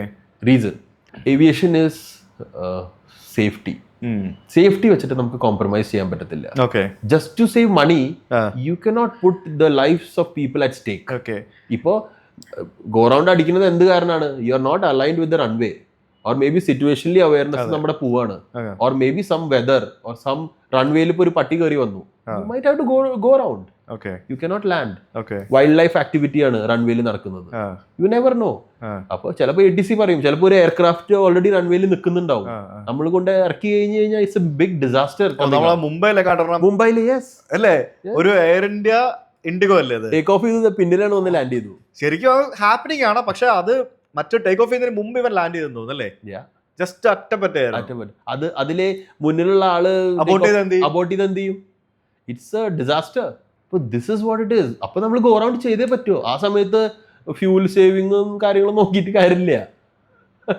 ശരിക്കും നിങ്ങൾ ടേക്ക് ഓഫ് അബോട്ട് ചെയ്താല് ആ സമയത്ത് ലാൻഡിങ്ങിന് വരുന്നവൻ അവൻ ഗോ അറൗണ്ട് പോകണം അല്ലേ? He has to do go around. He has to. Either the pilot has to do a go around or the ATC will say go around. ATC പറയും go around ചെയ്യാൻ ഇടയ്ക്കൊക്കെ. അപ്പൊ പിന്നെ you don't have to say anything. If you are doing the go around, you have to tell them the reason why. ഈ ലാൻഡിങ്ങിന്റെ സമയത്ത് ഈ flap adjust ചെയ്തിട്ടുള്ള എന്തോ പരിപാടിയൊക്കെ അതിനെ പറ്റി കേട്ടിട്ടുണ്ടല്ലോ. 1 flap landing 2 അങ്ങനെ എന്തോ പരിപാടി. Flap 3 landing. Flap 3 landing. അതിനകത്ത് എന്തോ സേവിങ്സ് പരിപാടികൾ അങ്ങനെ എന്തെങ്കിലും. Basically if you do a flap 3 landing, നമ്മൾ everything and anything is a drag. Okay. Everything is a drag. ആ ഡ്രാഗിനെ ഓവർകം ചെയ്യുമ്പോഴാണ് നമ്മൾ ലിഫ്റ്റ് പ്രൊഡ്യൂസ് ചെയ്യുന്നത്. അപ്പൊ ഡ്രാഗിനെ നമ്മൾ ഓവർകം ചെയ്യണമെങ്കിൽ അത്രയും ത്രസ്റ്റ് വേണം. ഇപ്പൊ ഫ്ലാപ്പ് 3 എന്ന് പറയുമ്പോൾ your surface area of the flap, the wing is less. Okay. If you put more flaps, which is flap full, the surface area of the wing is more. അങ്ങനെ ഇരിക്കുമ്പോൾ നമ്മുടെ ഡ്രാഗും കൂടും. ഡ്രാഗ് കൂടുമ്പോൾ fuel കൺസംഷനും കൂടും. അപ്പോൾ we reduce the surface area of the flap in order to maintain a flap 3 and we go and land. 7 kg നമുക്ക് ലാഭിക്കാം fuel. അത്രേ ഉള്ളൂ. Okay. Plus into 2,200 flights per day. അപ്പൊ അങ്ങനെ ഈ കമ്പനി എന്തെങ്കിലുമൊക്കെ അങ്ങനെ ഇൻസ്ട്രക്ഷൻ തരാറുണ്ടോ? പറ്റുമെങ്കിൽ അങ്ങനെ ലാൻഡ് ചെയ്യണം എന്നൊക്കെ പറയാറുണ്ടോ? Company doesn't force you to do all these things. It is recommended. But it's not a must. പക്ഷെ അങ്ങനെ സേവ് ചെയ്ത് കൊടുത്താൽ നിങ്ങൾക്ക് എന്തെങ്കിലും ബെനിഫിറ്റ് ഉണ്ടോ? You're a good pilot. അത്രേ ഉള്ളൂ. കമ്പനി അങ്ങനെ സേഫ്റ്റി വെച്ച് കളിക്കത്തില്ല. ശരി. ഈ 320 വിമാനത്തിന് എന്ത് മൈലേജ് കിട്ടും? ഹിന്ദിയിലൊക്കെ ഞങ്ങൾ പറയൂ കിത്നാ ദേഗാ. ഹിന്ദിയിൽ പറയാം അങ്ങനെ കിത്നാ ദേഗാ. 2000 kgs per hour. ഞങ്ങൾ അവർലി ബേസിസിലാണ് കാൽക്കുലേറ്റ് ചെയ്യുക. Generally we fuel burn is 2000 kgs per hour. Is that including take off and landing? Average നോക്കാം, average 2000 kg per hour. Per minute ഒക്കെ വെക്കുകയാണെങ്കിൽ it would be 37-40 kgs or something. kgയിൽ കണക്ക് ചെയ്യുന്ന അല്ലേ? kg. ലോവർ ആൾട്ടിറ്റ്യൂഡിൽ the fuel burn is more. Higher altitude the fuel burn is less because the air is thin. താഴത്ത് വരുമ്പോൾ air density കൂടും. ഇറ്റ് ഇസ് ലൈക്ക് നമ്മള് വെള്ളത്തില് നമ്മളിങ്ങനെ തുഴയില്ലേ, അപ്പൊ വെള്ളത്തിന്റെ ഡെൻസിറ്റി കുറയുകയാണെങ്കിൽ നമ്മൾ കുറച്ച് തുഴഞ്ഞാൽ മതി, വി കൻ ഗോ ഫാസ്റ്റർ. ഇപ്പോ ഡെൻസിറ്റി കൂടുന്ന അനുസരിച്ച് you have to do more. അപ്പൊ താഴത്ത് വരുമ്പോൾ the fuel consumption is more, at a higher altitude the fuel consumption is less. അതാണ് നമ്മൾ ചെറിയൊരു ഫ്ലൈയിങ് ആണെന്നുണ്ടെങ്കിലും കയറിയ ഇമ്മീഡിയറ്റ്ലി അങ്ങ് ഫ്ലൈ ചെയ്ത് മേപ്പോട്ട് പോകുന്നത്. ഓപ്റ്റിമം ആൾട്ടിറ്റ്യൂഡ് എന്ന് പറഞ്ഞിട്ട് ഒരു കോൺസെപ്റ്റ് ഉണ്ട് ഞങ്ങൾക്ക്. അപ്പൊ എപ്പോഴും we have to stay near to that optimum altitude so that we can keep maximum fuel saving. So higher it goes you can save fuel. Okay. Lower you maintain more fuel. Okay, very good. എന്തായാലും thanks lot for sharing lot of things. ഈ പൈലറ്റുമാരോട് സംസാരിച്ചിരുന്നു കഴിഞ്ഞാൽ കാര്യമായിട്ട് സമയം പോകുന്ന അറിയില്ല എന്നാണ് പറയുന്നത്. കാരണം കുറേ ഇൻട്രസ്റ്റിംഗ് കാര്യങ്ങൾ സംസാരിക്കാനും കേൾക്കാനും ഉണ്ടല്ലോ, പല പല അനുഭവങ്ങൾ. ഇനി എനിക്കൊരു ക്യാബിൻ ക്രൂവിനെ കിട്ടണം, ക്യാബിൻ ക്രൂ, അതേപോലെ തന്നെ ലോക്കോ പൈലറ്റ്. ഇവരുടെയൊക്കെ അനുഭവങ്ങൾ എന്ന് പറയുന്നത് കുറച്ചും കൂടെ ഡിഫിക്കൽട്ട് ആയിരിക്കും. ലോക്കോ പൈലറ്റുമാരുടെ അനുഭവങ്ങൾ കുറച്ചും കൂടെ വെറൈറ്റി ആയിരിക്കും. കാരണം അവരൊക്കെ ധാരാളം മരണങ്ങൾ ഒരു ദിവസം മുമ്പിൽ കാണുന്ന ആൾക്കാരാണ്. മൃഗങ്ങളാണെങ്കിലും മനുഷ്യരാണെങ്കിലും ധാരാളം മരണങ്ങൾ കാണുന്ന ആൾ എന്ത് ചെയ്യാൻ പറ്റും, പലതും. Saving also. പക്ഷെ എന്നാലും അങ്ങനെയുള്ള കുറെ എക്സ്പീരിയൻസുകൾ കാണാൻ പറ്റും. പിന്നെ അവരുടെ അതൊക്കെ ഒരു സംഭവങ്ങളാണ്. അപ്പൊ എന്തായാലും thanks for coming to chat with Bhakthan. നമുക്ക് ഇനിയും സംസാരിക്കാം. ഭാവിയിൽ 350 ഒക്കെ വരുമ്പോഴത്തേക്കിനും 350 ഒക്കെ പറക്കട്ടെ. And we should fly together. Sure. Any day, let me know. Tomorrow I'm flying. I'm going to Goa, and thereafter the night halt is in Indore. നിങ്ങൾ ഗോവ പോയിട്ട് ഗോവയിൽ നിന്ന് ഫ്ലൈറ്റ് റായ്പൂർ അല്ലേ പോകുന്നത്? റായ്പൂർ ആണ് പോകുന്നത്. പക്ഷേ tomorrow I'm going to Goa, then going to Indore. ആണോ? അപ്പോൾ അവിടെ നിന്ന് ഇറങ്ങുമോ? Indore ആണ് night halt. ഓക്കെ. നിങ്ങൾക്ക് ശരിക്കും ഒരു ദിവസം എത്ര മണിക്കൂറാണ് അലൗഡ് ആയിട്ടുള്ള ഫ്ലൈയിങ് ടൈം? വി ഹാവ് നമുക്ക് ഒരു FDTL എന്ന് പറഞ്ഞ ഒരു സംഭവമുണ്ട്, ഫ്ലൈറ്റ് ഡ്യൂട്ടി ടൈം ലിമിറ്റേഷൻ എന്ന് പറയും. അപ്പോൾ as per the number of landings the duty time increases or decreases. Okay. So ഇപ്പോൾ number of airports ഇപ്പോൾ കൂടുതലാണ്, you are going on that particular day, the duty time will be stipulated. ഇപ്പോൾ ഞാൻ 12 മണിക്കൂറൊക്കെ you can do duty, or maybe sometimes you can do 13 hours also, depending upon the number of landings you are going to do. So it is a complete circular which we have from DGCA, and on an average we fly around 6 to 8 hours duty. Okay. Yeah. അപ്പൊ അതിനകത്ത് ഈ flights ഒക്കെ delayed ആയി കഴിഞ്ഞാൽ അതൊക്കെ duty time ആയിട്ടല്ലേ കണക്ക് കൂട്ടുള്ളൂ അല്ലേ? അതല്ലേ ഇടയ്ക്കിടയ്ക്ക് ന്യൂസ് വരുന്നത്, പൈലറ്റ് ഇറങ്ങിപ്പോയി. പൈലറ്റ് ഇറങ്ങിപ്പോയേ പറ്റുമോ, അല്ലെങ്കിൽ പുള്ളിയുടെ ലൈസൻസിനാണ് പ്രശ്നം. ആണല്ലേ? പുള്ളിയുടെ ആഗ്രഹം കാരണം അല്ല പുള്ളി ഇറങ്ങി പോണേ. പുള്ളി ആ ഡ്യൂട്ടി ടൈം കഴിഞ്ഞിട്ട് ഫ്ലൈറ്റ് ഓടിച്ചു കഴിഞ്ഞാൽ his license is gone, he will be grounded by DGCA. That's the reason. Even we are people with heart. ഞങ്ങൾക്കും പാസഞ്ചേഴ്സിനെ അവരുടെ ഡെസ്റ്റിനേഷനിൽ കൊണ്ട് ഇറക്കണം എന്നുള്ള ആഗ്രഹമുള്ള ആൾക്കാരാണ് ഞങ്ങള്. പക്ഷെ ഞങ്ങളുടെ ഡ്യൂട്ടി കഴിഞ്ഞു ആസ് പെർ ദ റൂൾസ്. നമുക്കൊന്നും ചെയ്യാൻ പറ്റത്തില്ല. ശരിക്കും നിങ്ങൾ വിമാനം ഓടിക്കുന്ന ആൾക്കാരാണെങ്കിലും പാസഞ്ചേഴ്സിനെ കാര്യമായിട്ട് ഫേസ് ചെയ്യാത്തത് കൊണ്ട് വലിയ തെറിവിളി കേൾക്കാത്തൊരു വിഭാഗം ആൾക്കാരാണ്. ഇപ്പൊ ആ ഗ്രൗണ്ട് സ്റ്റാഫ് ആണ് ഇതെല്ലാം അനുഭവിക്കുന്നത്. വിമാനം 5 മിനിറ്റ് വൈകിയാലും എന്ത് സംഭവിച്ചാലും ഗ്രൗണ്ട് സ്റ്റാഫ് ആണ് ഇതെല്ലാം കേൾക്കുന്നത് അല്ലേ? പിന്നെ എയർ ഹോസ്റ്റേഴ്സുമാരും കുറെ ഒക്കെ കേൾക്കും. പക്ഷെ ഞങ്ങള് അനൗൺസ്മെന്റ് ചെയ്യുമ്പോ സിൻസിയർ അപ്പോളജീസ് ഒക്കെ പറയാറുണ്ട്. തിരിച്ച് കേൾക്കത്തില്ലല്ലോ, ഇങ്ങോട്ട് മാത്രമല്ലേ കേൾക്കുന്നുള്ളൂ, തിരിച്ച് പറയുന്നത് കേൾക്കത്തില്ലല്ലോ. കേൾക്കൂ, പാസഞ്ചർ ക്യാബിലെ സൗണ്ട് നിങ്ങൾക്ക് കേൾക്കാൻ പറ്റുമോ? ഞങ്ങള് ഇടയ്ക്ക് ലാൻഡ് ചെയ്തതിന് ശേഷം പെട്ടെന്ന് ആൾക്കാർ ഇങ്ങനെ ഏറ്റു നിൽക്കും ടാക്സി ചെയ്യണ സമയത്ത്. അപ്പോ ക്യാബിൻ ക്രൂ അവിടെ ഇരുന്നിട്ട് ചിലപ്പോൾ ഓടിയിട്ട് പറയും ഇരിക്കൂ പ്ലീസ് ഇരിക്കൂ എന്ന് പറയും, പ്ലീസ് സിറ്റ് ഡൗൺ എന്നൊക്കെ പറയും. പക്ഷെ ചിലരത് കേൾക്കത്തില്ല, അവര് ഏറ്റു നിൽക്കും. അത് ഞങ്ങൾ അവർ ഇരിക്കാൻ പറയണമെന്ന് വെച്ച് കഴിഞ്ഞാൽ നമ്മൾ ബ്രേക്ക് ഒക്കെ ഇടുമ്പോൾ അവര് മറിഞ്ഞു വീഴും. That is a safety hazard. അപ്പൊ അങ്ങനെ ഇരിക്കുമ്പോ ഞങ്ങളത് കേൾക്കാറൊക്കെ ഉണ്ട്. പക്ഷെ if you talking on the phone to your girlfriend or someone you cannot listen to all that. Okay, അത് ഞങ്ങൾക്ക് കേൾക്കാൻ പറ്റത്തില്ല. ഓക്കെ, എന്തായാലും thank you so much for coming to chat with Bhakthan again. നമുക്ക് ഇനിയിപ്പം പിന്നീട് എപ്പോഴെങ്കിലും ഒരു ദിവസം ഒരുമിച്ച് ഫ്ലൈ ചെയ്യാം. ഫ്ലൈ ചെയ്യുമ്പോഴത്തേക്ക് അനൗൺസ് ചെയ്യണേ. എന്റെ സുഹൃത്തും ടെക് ട്രാവലിന്റെ കേരളത്തിലെ വ്ലോഗറുമായിട്ടുള്ള സുജിത് ഭക്തൻ വിമാനത്തിലുണ്ട് എന്നൊക്കെ പറഞ്ഞ് അനൗൺസ് ചെയ്യുമോ? Like, share and subscribe. ചെയ്യോ? പിന്നെ എന്തായാലും ഞാൻ ചെയ്യും. അങ്ങനെയാണ് ഈ വീഡിയോ ഞാൻ പബ്ലിഷ് ചെയ്യും. ഷുവർ. ഓക്കെ, അപ്പോൾ thank you so much. Pleasure. Thanks.